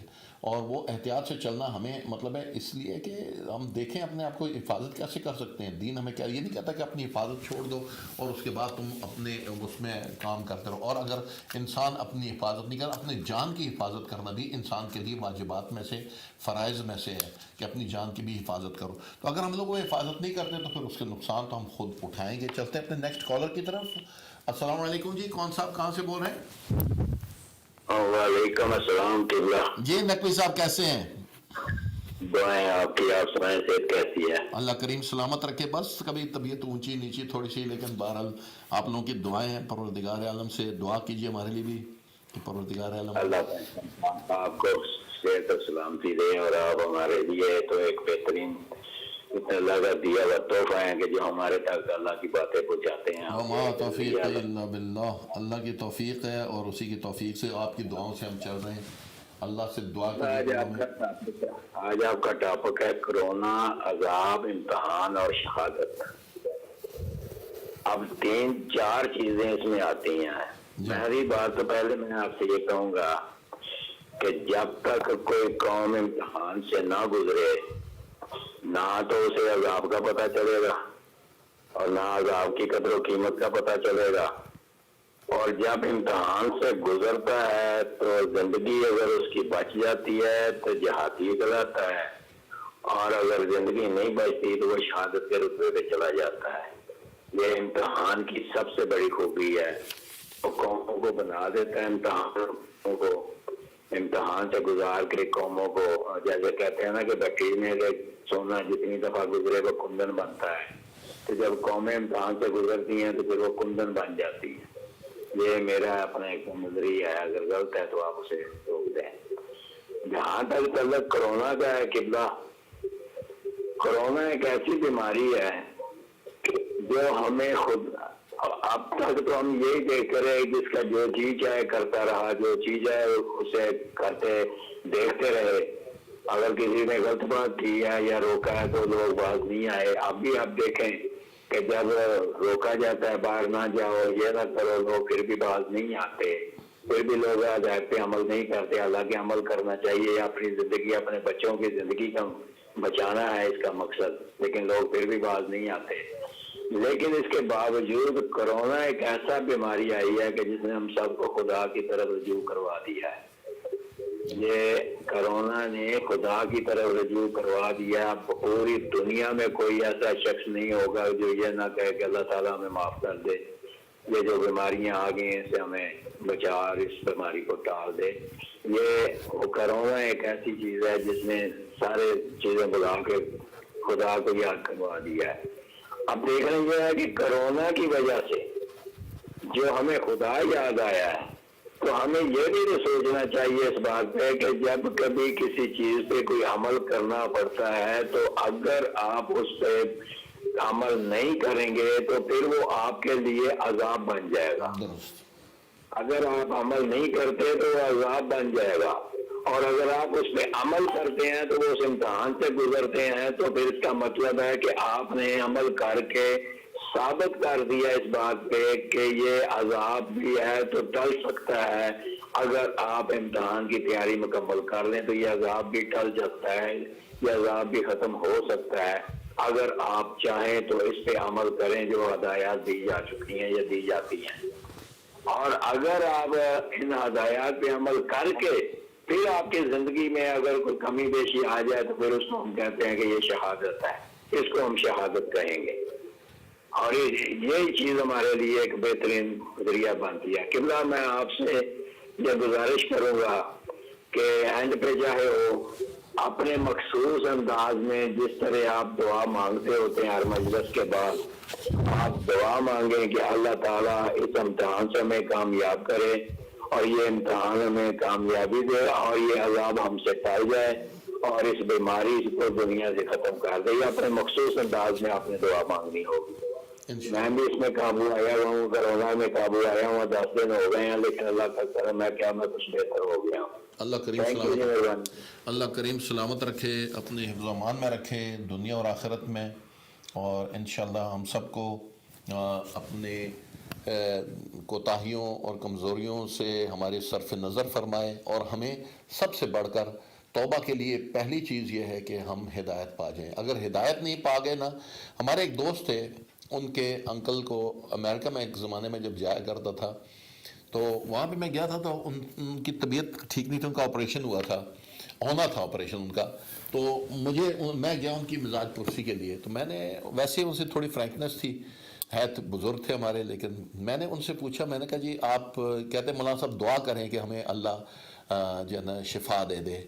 تو میں نے ان سے پوچھا، میں نے کہا جی میں ایک بات پوچھنا چاہتا ہوں، ایسا کون سا کام ہے جو آپ کا ادھورا رہ گیا ہے اور ابھی آپ نے کمپلیٹ نہیں کیا جس کے لیے آپ اپنی ایکسٹینشن مانگ رہے ہیں؟ اگر وہی کام کرنے ہیں جو پہلے کر رہے تھے تو پھر ایکسٹینشن کا فائدہ کچھ نہیں ہے. اگر ایکسٹینشن مانگ رہے ہیں تو پھر اس میں کوئی ایسا کام ضرور ہونا چاہیے کہ جو ورتھ ہو کہ آپ وہ ایکسٹینشن خدا سے لیں. بڑی پسند آئی ان کو ہماری باتیں تو انسان کر جاتا ہے، وہ معبود ہے، وہی زبان سے نکلواتا ہے، توفیق پروردگار عالم ہے. اور آپ ناظرین و سامعین کی دعائیں ہیں، اور جس طرح دعا کا کہا، میرے ذہن میں تھا کہ کچھ دعا وغیرہ ہونی چاہیے، لیکن اس وقت ذہن سے نکلی تھی. نقوی صاحب آپ نے یاد کرا دیا. پروردگار عالم آپ کو اور دیگر تمام مومنین مومنات، مسلمین مسلمات اور تمام بنی نوع انسان، چاہے وہ کسی مذہب، کسی قوم، قبیلے، رنگ، نسل سے تعلق رکھتے ہیں، پروردگارہ بندے تیرے ہیں، مخلوق تیری ہے، تو ہی خالق ہے. پروردگارہ جب خالق تو ہے تو باتیں ختم ہو جاتی ہیں، جب مالک تو ہے پھر بات ختم ہو جاتی ہے. اب کسی کو نہیں پتا، کسی کو نہیں سمجھ، کوئی نہیں سمجھ پایا، کوئی تھوڑا سمجھا، کوئی زیادہ سمجھا، کسی کوئی سستی کا مارا ہے، کوئی کاہلی کا مارا ہے، کسی کو دنیاوی لذتوں نے لپیٹ میں لے لیا. پروردگارہ لذتیں بھی تو تیری بنائی ہوئی ہیں، اور جو تیری بنائی ہوئی لذتیں ہیں ان میں اٹریکشن اتنا ہے کہ بندہ کہیں لپیٹ میں آ گیا. اگر کہیں لپیٹ میں آ گیا تو پروردگارہ اس کو معاف کر دے، کوئی بات نہیں. اور اس کے لیے ضروری ہے کہ انسان پہلے نادم ہو، پشیمان ہو، اور پھر پشیمان ہو کر اپنے معبود کے پاس جائے. کئی دفعہ ہم اپنی ماں کے ساتھ کبھی ایسی اونچ نیچ بات کر جاتے ہیں، ہمیں یہ احساس نہیں ہوتا کہ میری ماں نے مجھے کتنی سختی میں پالا ہے. ہمیں یہ احساس نہیں ہوتا کہ جب میں رات کو نیپی گیلی کر دیا کرتا تھا اور میری ماں کو احساس ہوتا تھا کہ میرے بچے نے نیپی گیلی کر دی ہے، اور اس وقت وہ سردی کی رات میں اٹھتی تھی، وہ پہلے اپنے بچے کی نیپی چینج کرتی تھی، اپنی لذت، اپنی نیند، اپنا آرام سکون چھوڑ کے بچے کی نیپی چینج کر کے، اس کو صاف کر کے، ستھرا کر کے، آرام دے کے اس نے بچے کو سلاتی تھی. اور پھر اس وقت تو میں نے اس وقت مطلب GCSE نہیں کیا ہوا تھا، اس وقت میں نے انجینئرنگ نہیں کی تھی، اس وقت میں اتنا تگڑا شگڑا مسلز والا نہیں تھا، میں اتنا میسکولر نہیں تھا. آج مجھے پتہ چل گیا کہ میری ماں غلط ہے، میری ماں جو ہے نا اس کو سمجھ نہیں ہے، میری ماں کو انگلش پراپر نہیں آتی ہے، میری ماں کو سمجھ بوجھ میں کمزوری ہے، اور اس کے سوچ بچار میں کمزوری ہے. درست ہے، ہوگی کہیں نہ کہیں اس کو اپنے بھائی، عزیز، اقارب وغیرہ سب لوگ یاد آتے ہوں گے، لیکن میرے اوپر تو اس کے بڑے احسانات ہیں. اس نے مجھے پرائرٹی دی تھی، اس وقت اپنے اوپر پرائرٹی دی تھی. جب وہ تھکی ہاری ٹوٹی پھوٹی بستر پہ آتی تھی تو وہ میرے لیے آرام آسائش پہلے ڈھونڈتی تھی، پھر سونے سے پہلے اس کو یہ فکر نہیں ہوتی کہ میں سوؤں گی کیسے، میری نیند کیسے پوری ہوگی. اس کو یہ پتا ہوتا تھا کہ میں وہ اس کے لیے فیڈر کہاں پہ رکھوں، اور اگر بچے کو رات کو اتنے بجے فیڈر کے لیے اٹھتا ہے، بھوک لگتی ہے اس کو، میں فیڈر کہاں پہ رکھوں، دودھ کیسے ریڈی رکھوں، باقی چیزیں کیسے ریڈی رکھوں. اور پھر اگر کوئی ایسے ہی کوئی الگ سی بات ہو جاتی تھی تو وہ ہو سکتا ہے کہ اپنے شوہر کے ساتھ کوئی کمی بیشی اس نے کی ہو، لیکن بعنوان ماں کے میرے ساتھ تو کوئی کمی بیشی نہیں کی. ماں کا حق اولاد کے اوپر بہت زیادہ ہے. اور والدین میں جب کلیشے آج کل کے مادی دور میں ہونا کوئی ایک یوزول بات ہے. میں گزارش کروں گا وہ والدین میں وہ باپ جو کہ مثال کے طور پہ اپنی بیویوں سے ناراض ہیں، وہ اس ناراضگی میں اولاد کو نہ گھسیٹیں. وہ مائیں جو اپنے شوہروں سے ناراض ہیں، وہ اولاد کو اس جنگ میں نہ گھسیٹیں، کیونکہ اگر آپ نے اولاد کو انوالو کر دیا، ماں سے دور کر دیا یا باپ سے دور کر دیا، تو یاد رکھیے بہت بڑا جرم ہے، اور اس جرم کی بہت بڑی سزا ہے. لیکن کیا ہے، پیار محبت دنیا میں ہمیں بڑھانا ہے. اگر کسی سے ناراضگی ہے نا، کہیں جا کے اس کو کہہ کے دیکھیں کہ میرے لیے دعا کرے. پروردگار عالم سے دعا ہے کہ پروردگار ہمیں حق کو سمجھنے اور حق کی خاطر حق کی حمایت اور باطل ہونے کے ناطے باطل سے دور ہونے کی توفیق عنایت فرمائے. ایک تو یہ بات تھی. دوسری ایک اہم بات جو میں کرنا چاہ رہا تھا، اور پروگرام کے بیچ میں بھی شہادت کا بھی ہمارے برادر عزیز نے بھی اس کا ذکر کیا اپنی گفتگو میں. شہادت کے بارے میں بہت ساری باتیں آ رہی ہیں، اور مطلب ہے وہ فلانا جو کرونا سے مارا گیا وہ شہید ہے، اور وہ جو پارٹی کا جھنڈا لگا رہا تھا وہ بھی شہید ہے، وہ فلانا ملک ہے وہ بھی شہید ہے، وہ کوئی بھی کہتا ہے وہ شہید. مطلب شہادت کا ورڈ ایک آسان لفظ بن گیا، ہر کسی نے شہید کو وہ کر دیا. شریعت میں جو شہید ہے، جو تشہد پڑھتا ہے، شہادت دیتا ہے، اشہد ان لا الہ الا اللہ وحدہ لا شریک لہ واشہد ان محمدا عبدہ عبدہ و رسولہ، پہلے زبان سے شہادت دیتا ہے یعنی پروردگارہ اس کے بعد میرا اٹھنا بیٹھنا چلنا پھرنا دوستی دشمنی زندگی موت سب کچھ تیری پسند اور ناپسند کے مطابق ہوگی، یہ عہد کرتا ہے وہ۔ اب وہ تھیوریٹیکلی عہد کر لیتا ہے، پریکٹیکلی کتنا پورا کرتا ہے یہ ڈیپینڈ کرتا ہے۔ جو شخص پریکٹیکلی اس عہد کو پورا کر لے کہ اس کا اٹھنا بیٹھنا چلنا پھرنا دوستی دشمنی پسند اور ناپسند سب کچھ معبود کی پسند اور ناپسند کے مطابق ہو جائے تو پھر اس کی زندگی کا پل پل معبود کے لیے ہو جاتا ہے۔ وہ اپنے عمل سے شہادت دے رہا ہے اللہ کی وحدانیت کی۔ وہ جس طرح چاند ستارے ہمارا سولر سسٹم سب اللہ کے حکم کے مطابق چل رہے ہیں نا، ہیں الرحمن الرحیم کے اشاروں پر چل رہے، اسی طریقے سے وہ بھی کہہ دیتا ہے پروردگارہ اس کے بعد میں بھی تیرے رحمان اور رحیم کے نظام کا حصہ بن کے چلوں گا، یہ عہد کرتا ہے۔ جب وہ چلتا رہتا ہے، اب اگر وہ چلتے چلتے کہیں اس کی موت واقع ہو جائے تو اس کا تو اٹھنا بیٹھنا چلنا پھرنا دوستی دشمنی پسند اور ناپسند سب معبود کی مرضی کے مطابق تھی، اس کا ہر فعل ہر عمل اللہ کی وحدانیت کی گواہی دے رہا ہے، تو اب اس کی نارمل موت بھی میرے اوپینین کے مطابق، میں علماء کرام کا احترام کرتا ہوں لیکن وہ اس کی شہادت کی موت ہو سکتی ہے۔ ہم دیکھتے ہیں کہ علماء کرام نے بیان کیا ہے روایات اور احادیث میں سے، اگر کوئی خاتون ایک دیندار اولاد کی طلب میں اولاد پیدا کرنا چاہتی ہے اور ڈیلیوری کے دوران اس کی ڈیتھ ہو جاتی ہے، پروردگار عالم سب بہنوں بیٹیوں کو محفوظ رکھے، اس ڈیلیوری کے پروسیس میں جب وہ دین کی آگے بڑھانے کے لیے دنیا میں اچھائی کے پھیلانے کے لیے دنیا میں میں کہوں گا اخلاقیات کے پھیلانے کے لیے دنیا کو ایک اچھی جگہ بنانے کے لیے جو اولاد پیدا کرنی چاہتی تھی اس کی ڈیتھ ہو گئی تو وہ ڈیتھ بھی شہادت کی موت شمار ہوگی۔ ناظرین کرام چلتے ہیں اپنے نیکسٹ کالر کی طرف۔ السلام علیکم ورحمۃ اللہ وبرکاتہ۔ جی کون صاحب کہاں سے بول رہے ہیں؟ وعلیکم السلام کی بات کر رہے ہیں لوگ سے۔ جی جناب کون صاحب بول رہے ہیں؟ کیسے بات کر رہے ہیں؟ کیسے ٹھیک ہے؟ جی بسم اللہ، کیسے ہیں جناب؟ خیریت ہے؟ طبیعت ٹھیک ہے؟ صحت اچھی ہے؟ شکر الحمدللہ جی، جزاک اللہ، اللہ کا شکر ہے۔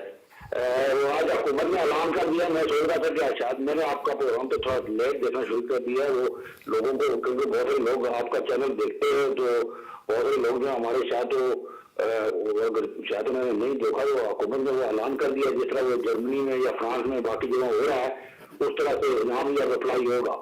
جی ایک آدمی جو ہے وہ باہر وزٹ کر سکتا ہے اپنا وہ فوڈ یا میڈیکل اسٹور اس طرح سے، تو 2 لوگوں سے زیادہ ایک جگہ لوگ اکٹھے نہیں ہو سکتے، اور ورشپ پلیسز یعنی کہ مسجد وغیرہ یہ ساری بند ہوں گی۔ تو یہ حکومت نے اب یہ اعلان کر دیا تو یہ بیسکلی آپ لوگوں کو یہ اس کے اوپر تھوڑی سی وضاحت کر دے، پتہ نہیں آپ کو شاید معلوم ہے، یعنی میں سوچا یہ بات تھوڑا سا لوگوں کے لیے یہ بات کر دیں۔ آپ کا ٹائم ختم ہو رہا ہے۔ بہت شکریہ، اللہ کریم آپ کو سلامت رکھے۔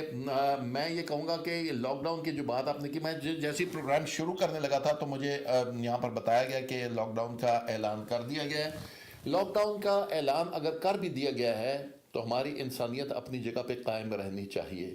ہمیں اب ان اصول و قواعد و ضوابط اور parameters law of the land کے بیچ میں رہتے ہوئے ہم نے ایک دوسرے کا خیال رکھنا ہے۔ اگر آپ کے پاس کھانے پینے کی چیزیں بہت زیادہ ہیں اور آپ کی ضرورت سے زیادہ ہیں، پڑوسی کے ساتھ شیئر کریں۔ کیا پتہ ہے آپ کے پڑوس میں کوئی ایسا ضعیف انسان ہو irrespective of colour creed ethnic geographical اور ریلیجس بیک گراؤنڈ، یعنی اس کا رنگ نسل قوم قبیلہ کیا ہے، اس کو چھوڑ دیں انسانیت کی بنیاد پر۔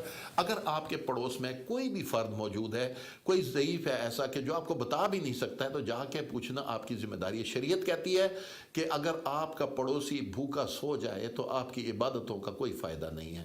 آپ کا کام ہے کہ آپ پڑوس پہ نظر رکھیں، اپنے آس پاس اگر بلاکس اور فلیٹس میں رہ رہے ہیں تو اوپر نیچے دائیں بائیں دیکھیں۔ لوگوں کو لیٹر لکھ دیں چھوٹا سا، ایک وہ اس میں فون نمبر اپنا دے دیں کہ میں یہاں پہ ہوں، اگر آپ کو کوئی ضرورت ہو، مثلا میرے پاس گاڑی ہے تو میں آپ کے لیے کوئی چیز اگر آپ کو ضرورت ہو تو میں آپ کے لیے لے کر آ سکتا ہوں۔ اگر آپ کو کوئی ولنریبل قسم کا کوئی مرد، بوڑھا مرد یا بوڑھی عورت ہے جس کی کسی ہیلپ کی ضرورت ہو، اگر مثال کے طور پہ وہ کسی کو کال نہیں کر سکتا، کچھ نہیں کر سکتا، تو میں آپ کی ہیلپ کی جتنی آپ ہیلپ کر سکیں، لیکن جو معذرت چاہتا ہوں، جو آپ کی نیڈز اور ریکوائرمنٹس ہیں کہ آپ نے فاصلہ رکھنا ہے، احتیاطی تدابیر ان کو مد نظر رکھتے ہوئے، اگر نہیں ہو سکتا آپ کچھ اس طرح کی ہیلتھ کو سمجھتے ہیں کہ ٹھیک نہیں ہے، تو جو ادارے ہیں یہاں پر آپ کے مطلب ہے میڈیکل فیلڈ والے باقی لوگ ہیں، ان کی طرف سے جا کر ان کو بھی آپ بتا سکتے ہیں، ان کو آگاہ کریں اور بتائیں جتنی ہیلپ آپ لا آف دا لینڈ کے پیرامیٹرز میں رہتے ہوئے کر سکتے ہیں وہ کرنے کی کوشش کریں. ایک دوسرے کا ہاتھ ہم لوگ نہ چھوڑیں. ہم لوگ پہلے انسان ہیں، اس کے بعد ہم ایشین، افریقن، یورپین اور جو کچھ بھی ہیں وہ اس کے بعد ہیں. اس کے بعد ہمارا ریلیجن کا جو مسئلہ آتا ہے، یہاں پہ انسانیت کا جو مسئلہ ہے وہ اس میں ریلیجن کبھی حائل نہیں ہو سکتا. ہم ریلیجن کے بنیاد پر کہ میرے مذہب کا ہے تو میں کروں گا تو باقی انسان نہیں، انسانیت. حضرت امیر المومنین علی علیہ السلام کا فرمان ہے کہ ہر تمہارا کوئی بھی فرد ہے وہ یہ تمہارا بردر ان ریلیجن ہے، if not then he is your brother in humanity. ایک انسان ہونے کے ناطے ہم ایک آدم اور ایک حوا کی اولاد ہیں.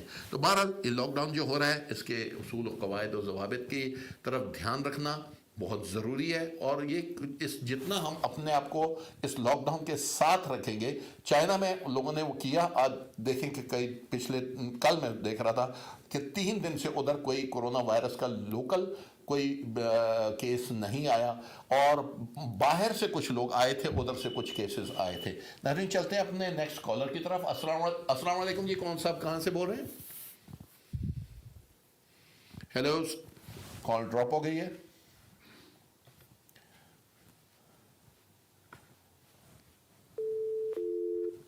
جی تو ناظرین کرام، بہت ضروری امر ہے، اور جس طرح ہمارے بھائی نے بتایا کہ یہ جو لاک ڈاؤن ہے یہ کچھ اور اس طرح کے اقدامات بھی شاید کرنے پڑیں، ان میں آپس کا ایک قسم کا رابطہ. اگر ہم مسجد میں نہیں جا سکتے، سینٹرز میں نہیں جا سکتے، نیٹ کے اوپر کچھ اس طرح کے سلسلے ہمارے علماء وغیرہ بھی شروع کرنے کا سوچ رہے ہیں، ان کی طرف بھی دھیان کریں اور ان سے مربوط رہیں.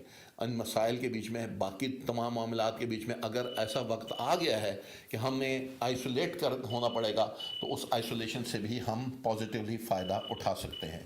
جی السلام علیکم جی، کون صاحب کہاں سے بول رہے ہیں؟ وعلیکم السلام، I am doctor Kaliwal from London. جی ڈاکٹر صاحب کیسے ہیں؟ الحمدللہ. جی آپ کیا کہنا چاہیں گے آج آپ؟ میں I would like to say that there is something T V کی آواز ذرا بند کر دیں گے تو آپ کو آواز اچھی طریقے سے آئے گی اور ہم بھی آپ کی آواز اچھی طرح سن سکیں گے. one thing that very very simple that people can apply, which is steam. جی So if the people can boil the water in the kettle and put in the bowl and inhale, their face, their nose, their mouth can all be sterilized from the virus. The virus gets killed with the steam.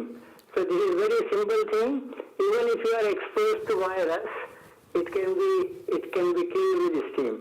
Secondly, 90% of the people who recover, their blood is full of antibodies, and that blood can be used to treat the patients who are very seriously ill. So this is called the passive immunity. So people can think about it. If the people who recover from the corona infection, their blood contains antibodies, and those antibodies can kill the virus. So inshallah, more and more people will know about it. And thirdly, washing the hand with the soap is sufficient to kill the virus. So you don't have to have any antiseptic. Just soap is sufficient. Thank you very much. Khuda Hafiz. Thank you very much doctor صاحب for your kind information. اور آپ نے جو ہمیں بتایا وہ ایک اچھی بات ہے کہ ڈاکٹر صاحب کہہ رہے تھے کہ اگر آپ سٹیم لیتے ہیں کسی چیز میں، کیٹل میں، کسی اور چیز میں پانی کو بوائل کر کے اس کی سٹیم لیتے ہیں تو وہ بھی آپ کے لیے بڑی فائدہ مند ثابت ہو سکتی ہے وائرسز میں. اسپیشلی ہم دیکھتے تھے کہ کبھی فلو وغیرہ ہو جاتا تھا، اس میں ڈاکٹرز بتاتے تھے کہ وہ کیا کہ سر پہ کپڑا ڈال کے نا تو نیچے وہ جو سٹیم تھی اس میں کئی دفعہ وکس وغیرہ اس طرح کی بام وغیرہ وہ ڈال دیتے تھے مکس، اس کا جو بھاپ لی جاتی تھی وہ ہمارے لیے بڑی فائدہ مند. ڈاکٹر صاحب بھی اس سے ملتی جلتی بات کر رہے ہیں کہ اگر آپ سٹیم لیں گے تو وہ آپ کے لیے فائدہ مند ہوگی. اور میں ایک اور بات کہوں گا کہ آج کل پانی کا بڑا پرابلم ہو رہا ہے کہ پانی لوگوں کو نہیں مل رہا یا اچھا پانی نہیں مل رہا.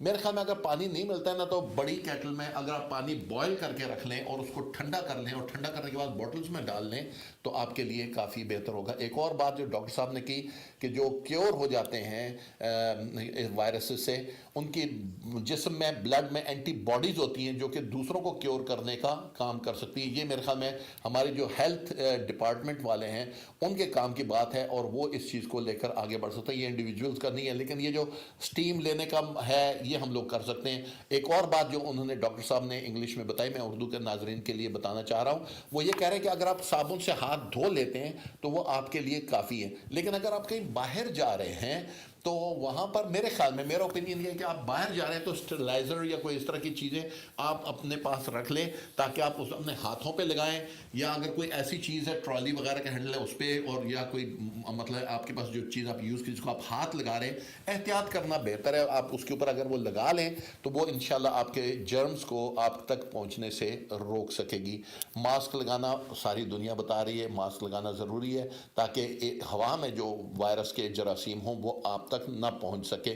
اور پینک نہیں کرنا کہ اگر کئی مرتبہ ویسے بھی فلو اور یہ چیز ہو جائے تو آپ اس میں پینک نہیں کریں.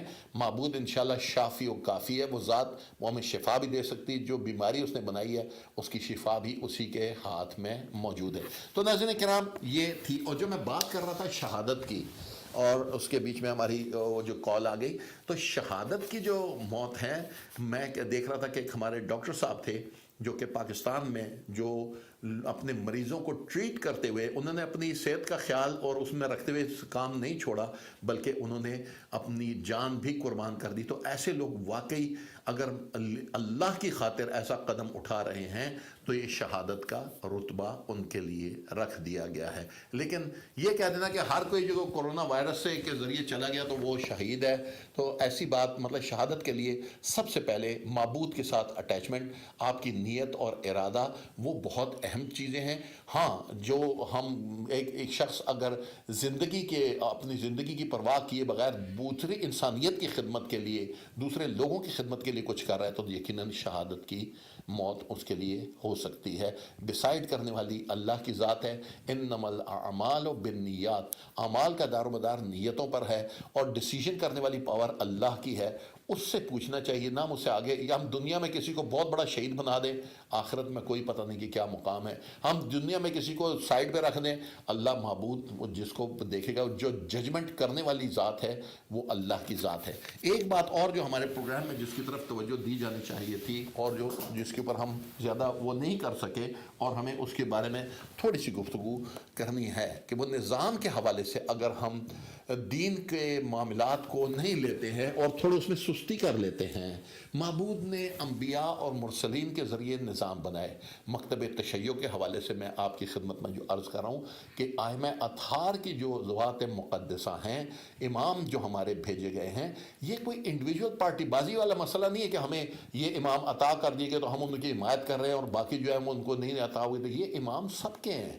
حضرت امیر المومنین علی علیہ الصلوۃ والسلام, آیا غدیر, اور امام حسن علیہ الصلوۃ والسلام, امام حسین علیہ الصلوۃ والسلام, امام جعفر صادق علیہ الصلوۃ والسلام, امام زین العابدین علیہ الصلوۃ والسلام کی دعاؤں کو اٹھا کے دیکھ لیں, امام باقر علیہ الصلوۃ والسلام جو علم کے خزانے پھیلائے ان کو دیکھ لیں, امام موسیٰ کاظم علیہ السلام کی مظلومیت کو دیکھ لیں, امام رضا علیہ الصلوۃ والسلام کو جو علاقے سے اپنے عرب کے علاقے سے دور توس کے علاقے میں جس کو آج کل کے دور میں مشہد کہا جاتا ہے وہاں جا کے ان کو ڈیرے جمانے پڑے, امام تقی جواد علیہ الصلوۃ والسلام کو پھر بغداد لایا گیا, پھر اس کے بعد امام علی نقی علیہ الصلوۃ والسلام, امام حسن عسکری علیہ الصلوۃ والسلام کو فوجی کینٹونمنٹس میں قید رکھا گیا.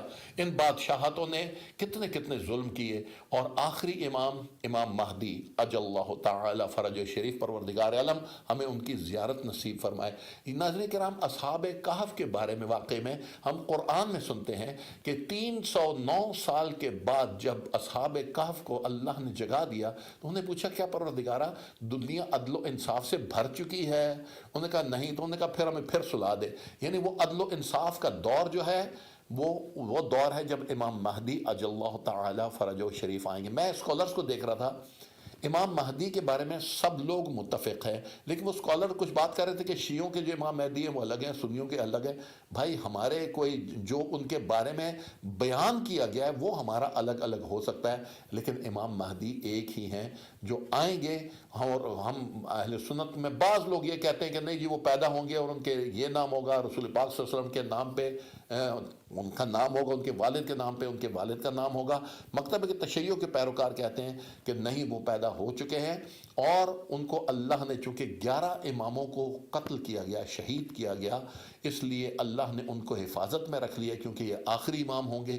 پیغمبر اکرم صلی اللہ علیہ وآلہ وسلم کی روایات اور احادیث کی روشنی میں ان کے آنے کی جو نشانیاں بتائی گئی ہیں ان میں سے بہت ساری پوری ہو چکی ہیں. ایک نشانی یہ ناگہانی اموات اور وائرسز کے ذریعے اور اس کے ذریعے لوگوں کی آبادی کا بہت بڑا حصے کا کم ہو جانا ہے. تو میں یہ جس نقطے کے اوپر میں توجہ دلانا چاہ رہا تھا، ارسپیکٹو ہم کس مکتب کو، کس مذہب کو، کس دین کو کر دیں، مطلب ہے نالج تو سب کو شیئر کرنا چاہیے. میں یہ بتانا چاہتا ہوں کہ امام مہدی عجل اللہ تعالی فرج و شریف کے آنے کے جو نشانیاں بتائی گئی ہیں، اسی طریقے کی نشانیاں عیسائی اور مسلمان بھی اس بات کو مانتے ہیں کہ حضرت عیسیٰ علیہ السلام بھی اس دور میں واپس آئیں گے. اور اسی دور میں ہندو بھی مانتے ہیں کہ اوتار کے آنے کا، کل کی اوتار غالباً لفظ جو استعمال ہوتا ہے اگر میں پروننسیشن میں غلطی نہ کروں، ان کے بھی آنے کا ٹائم ہو چکا ہے. اور ان کا بھی ایک ہستی جو غیب سے آنی ہے اور جس نے دنیا کو عدل و انصاف سے بھر دینا ہے، ہم سب اس کا انتظار کر رہے ہیں. ہم اس ہستی کے آنے کی جو نشانیاں پوری ہو رہی ہیں، کیوں نہ ہم خود کو اس کے لیے تیار کریں. اپنا آخری کالر لیتے ہیں اور پھر انشاءاللہ اس کو گفتگو کو ہم اینڈ پہ پہنچائیں گے. جی السلام علیکم. جی کون صاحب کہاں سے بول رہے ہیں؟ ہیلو السلام علیکم. شاید کال ڈراپ ہو گئی ہے. ہم پھر دیکھتے ہیں، اگر دوبارہ کال آئی تو ہم لینے کی کوشش کریں گے. اور اس کے بعد ہمارے نقوی صاحب کی بھی خواہش تھی اور دیگر لوگوں کی بھی ہوگی خواہش، اور ہماری اپنی بھی خواہش تھی کہ ہم مطلب ہے دعا وغیرہ کا سلسلہ ایک ہلکا سا ہو جائے. اور تقریباً ہمارے پاس 5 منٹس ہیں ابھی، یا 5 منٹس انشاءاللہ ہمارے پروڈیوسر برادر جو ہے نا وہ انشاءاللہ ہمارے ساتھ 1-1.5 منٹ کی رعایت کر لیں گے آج. اور ناظرین کرام، ہمیں چاہیے کہ وہ امام جس کے آنے سے دنیا عدل و انصاف سے بھر جائے گی، وَنُرِيدُ أَن نَّمُنَّ عَلَى الَّذِينَ اسْتُضْعِفُوا فِي الْأَرْضِ، قرآن میں جس کا ذکر ملتا ہے کہ وہ لوگ جن کو مستضعف کر دیا گیا ہے، ہم چاہتے ہیں کہ ان کے اوپر اپنی نعمت تمام کریں اور انہیں ہم زمین کا وارث اور لیڈر بنا دیں. جو لوگ مستضعف ہو گئے ہیں، کون مستضعف ہو گیا ہے؟ دیندار لوگ، پرہیزگار لوگ. وہ قوم، قبیلہ، رنگ، نسل اور اس کا تعلق نہیں ہے، ادھر تعلق اس چیز سے ہے، صفات سے ہوگا. لہٰذا ناظرین کرام، پروگرام کا وقت اپنے اختتام کے قریب پہنچ رہا ہے. اس دور میں جب کہ ہم لوگ اس موذی مرض کے لپیٹ میں پوری دنیا آ چکی ہے تقریباً، اور تمام ممالک میں انسانیت سسک رہی ہے، ہمیں دعا کرنی چاہیے. جس طرح پروگرام میں نے ذکر کیا کہ کچھ ہمارے انڈیویجول گناہ ہیں، کچھ ہمارے اجتماعی گناہ ہیں، کچھ ہمارے نظام کے حوالے سے گناہ ہیں. 11 اماموں کی شہادتیں کوئی معمولی گناہ نہیں ہیں. پیغمبر اکرم صلی اللہ علیہ وآلہ وسلم میں کبھی بھی بنو امیہ کے اقتدار کی یا بنو عباس کے اقتدار کی یا مثال کے طور پہ خلافت عثمانیہ کی یا مغل بادشاہتوں کی میں کبھی اس طرح حمایت نہیں کرتا کہ وہ اسلامی حکومتیں تھیں. میں یہ مانتا ہوں کہ مسلمانوں کی حکومتیں تھیں، لیکن خلافت عثمانیہ کے دور تک پیغمبر اکرم صلی اللہ علیہ وآلہ وسلم کی ذات پر کبھی کسی کو انگلی اٹھانے کی جرأت نہیں ہوتی تھی. اس دور کے بعد یہ سلسلہ شروع ہوا کہ پیغمبر اکرم صلی اللہ علیہ وآلہ وسلم کی ذات بابرکت کے اوپر انگلیاں اٹھائی گئیں، جنت البقیع کو پامال کیا گیا، احد کے شہداء، بدر کے شہداء کے مزارات کو مسمار کیا گیا. جس طرح یزید نے کہا تھا نہ کوئی نبی آیا نہ کوئی وحی آئی اس کے لیے، لیکن اس زمانے میں بہت سارے صحابہ، تابعین اور دیگر موجود تھے، تو اس کو مطلب ہے ایسا نہیں کیا جا سکتا کہ لوگ اس کو نگیٹ کر سکتے. اب وہ نشانیاں مٹا کے کہیں دوبارہ وہ نعرہ تو بلند نہیں کیا جانا. اور جو میں کہوں گا کہ جو ہم دیکھ رہے ہیں کہ مثال کے طور پہ جو وہاں پہ جاہلیت کے دور کی جو نشانیاں تھیں، کلبز پبز وغیرہ دوبارہ سرزمین حجاز پہ ان کے کھولنے کی وہ ہو رہی ہے کہ یہ وارننگ لائٹ تو نہیں ہے یہ کورونا کا۔ پروردگارہ تو رحمان ہے، تو رحیم ہے، تو غفور ہے، تو غفار ہے۔ پروردگارہ تیرا وعدہ ہے ادعونی استجب لکم، اے میرے بندے تو دعا کر، تیری دعا کو مستجاب کروں گا۔ پروردگارہ تو نے کوئی شرط نہیں رکھی۔ پروردگارہ تیرا وعدہ ہے کہ بلکہ تیرا حکم ہے کہ تمہارے گھر پہ اگر کوئی چیز مانگنے آئے تو اس کو خالی ہاتھ نہ لوٹانا۔ حضرت امیر المومنین علیہ الصلوۃ والسلام فرماتے ہیں اگر کوئی شخص مانگنے کے لیے تمہارے گھر پہ آتا ہے یا تمہارے در پہ آتا ہے تو وہ اپنی عزت و آبرو کو تمہارے سامنے کھول رہا ہے، اپنے آپ کو کم اور تمہیں بلند سمجھ رہا ہے۔ معبود، ہم بھی تیرے بندے ہونے کے ناطے اپنے گناہوں کا اعتراف کرتے ہوئے سب سے پہلے تجھ سے ان ہستیوں کے صدقے جن کے صدقے تو نے آدم کی توبہ قبول کی، الہی بحق محمد صلی اللہ علیہ وآلہ وسلم وانت المحمود، بحق علی وانت الاعلی، بحق فاطمۃ الزہراء وانت فاطر السماوات والارض، بحق الحسن وانت المحسن، بحق حسین وانت قدیم الاحسان۔ پروردگارہ ہمارے تمام گناہان کبیرہ و صغیرہ جن کو ہم بھول بھی چکے ہیں، جنہیں میں نے بھلا بھی دیا ہے، پروردگارہ تمام گناہان کبیرہ و صغیرہ کو معاف فرما۔ تو ہمارے گناہوں کو ہم سے بہتر جانتا ہے، پروردگارہ تو ہماری طلب کو ہم سے بہتر جانتا ہے۔ پروردگارہ جس طرح تو نے دنیا میں ہمیں لوگوں کے سامنے رسوا ہونے سے اپنے حفظ و امان میں رکھا، آخرت میں بھی ہمیں رسوا ہونے سے اپنے حفظ و امان میں رکھنا۔ پروردگارہ جس طرح تو نے حضرت یونس کو شکم ماہی سے آزاد کیا، پروردگارہ ہمیں بھی اپنے خواہشات کی اس شکم ماہی سے آزاد فرما دے۔ پروردگارہ جس طرح تو نے ابراہیم علیہ السلام کو آتش نمرود سے آزاد کیا، پروردگارہ ماہ رجب ہے، اس کی دعا میں بھی ہم پڑھتے ہیں خلصنا من النار یا رب وغیرہ کا ذکر ہم دعائے جوشن کبیر میں بھی کرتے ہیں۔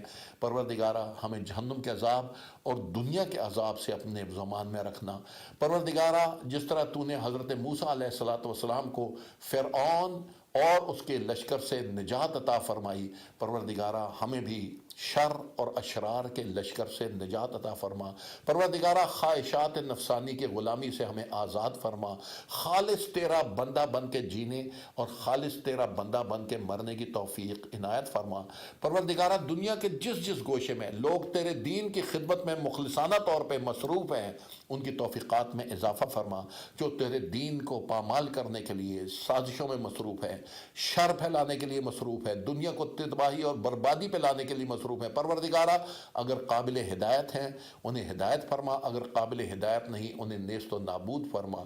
پروردگارہ ہمیں تیری وارننگ جو ہم تک آئی ہے کرونا وائرس کی صورت میں، پروردگارہ اس وارننگ کو سمجھ کے خود کو تبدیل کرنے کی ہمیں توفیق عنایت فرما۔ پروردگارہ تو ہی ارحم الراحمین ہے، تو ہی دعاؤں کو سمجھنے والا ہے، تو ہی دعاؤں کو قبول کرنے والا ہے۔ میرے مالک ہمارے بہن بھائی برادران جو بھی ہے کسی مذہب سے رنگ نسل سے تعلق ہے، بالخصوص جنہوں نے دعا کے لکھا ہے ہمارے برادر عزیز نقوی صاحب اور دیگر لوگ، پروردگارہ جو اس مرض کے قریب چلے گئے ہیں یا ان میں مبتلا ہو گئے، پروردگارہ تجھے واسطہ ہے امام زین العابدین علیہ السلام کا، بیمار کربلا کے کوفہ و شام کے سفر کا واسطہ، انہیں شفائے کامل عنایت فرما۔ اس پروگرام کے توسط سے جو لوگ اس کو بعد میں بھی دیکھیں گے اور وہ دعا کریں گے، ہماری دعا میں شریک ہوں گے، پروردگارہ سب کو شفائے کامل عنایت فرما۔ اس موذی مرض سے اپنے حفظ و امان میں رکھ، اس کے اثرات سے مسلمین اور مومنین و مومنات کو اپنے حفظ و امان میں رکھ۔ پروردگارہ اس کو باعث بنا دے کہ لوگ نصیحت لیں اور امام کا ظہور ہمارے قریب ہو۔ پروردگارہ ہماری گناہ گار آنکھوں کو زیارت امام زمان حضرت امام مہدی اجل اللہ تعالی فرج و شریف کی زیارت سے منور فرما۔ پروردگارہ قلب امام زمان، قلب حضرت زہرا، قلب رسول اللہ، قلب امیر المومنین، قلب ائمہ اطہار ہم سے راضی فرما۔ پروردگارہ اگر اپنے در کے علاوہ کسی اور در کا محتاج نہ فرمانا، پروردگارہ بحق محمد و آل محمد اگر موت آنی ہے برحق ہے تو پروردگارہ شہادت کی موت نصیب فرما۔ پروردگارہ بحق محمد و آل محمد جب تک جی رہے جس طرح تو نے پروردگارہ توفیق دی کہ زندگی بھر میں بکا نہیں، پروردگارہ مجھے ثابت قدم رہنے کی توفیق عنایت فرما۔ پروردگارہ خالص تیرا بندہ بن کے جینے، خالص تیرے دین کے لیے کام کرتے رہنے کی توفیق عنایت فرما۔ ربنا آتنا فی الدنیا حسنۃ وفی الآخرۃ حسنہ وقنا عذاب النار۔ آخر میں جو لوگ ہمارے خار زہرا زیدی اور باقر زیدی وہ ہمارے دام درہم قدم سخن اس چینل کی آواز کو پہنچانے کے لیے جو کوشاں ہیں، اور جو سٹاف پس پردہ اس کی خدمت میں مصروف ہے، کسی حوالے سے لوگ اس کی خدمت کر رہے ہیں اور اس خدمت میں مصروف ہیں، کسی حوالے سے پروردگارہ بحق محمد و آل محمد ان کی اس کاوش کو دنیا اور آخرت میں ان کی درجات کی بلندی کا باعث قرار دے۔ جنہوں نے نیکی کے کام کیے اب اس دنیا میں نہیں، پروردگارہ ان کی آخرت کو بہتر فرما، پروردگارہ ان کے درجات کو بلند فرما۔ ربنا تقبل منا انک انت السمیع العلیم۔ اس کے ساتھ ہی مشرف حسینی کو اجازت دیجیے۔ پروردگار ہم سب کا حامی و ناصر ہو، وہی شافی ہے، وہی کافی ہے۔ ربنا تقبل منا انک انت السمیع العلیم۔ السلام علیکم ورحمۃ اللہ وبرکاتہ۔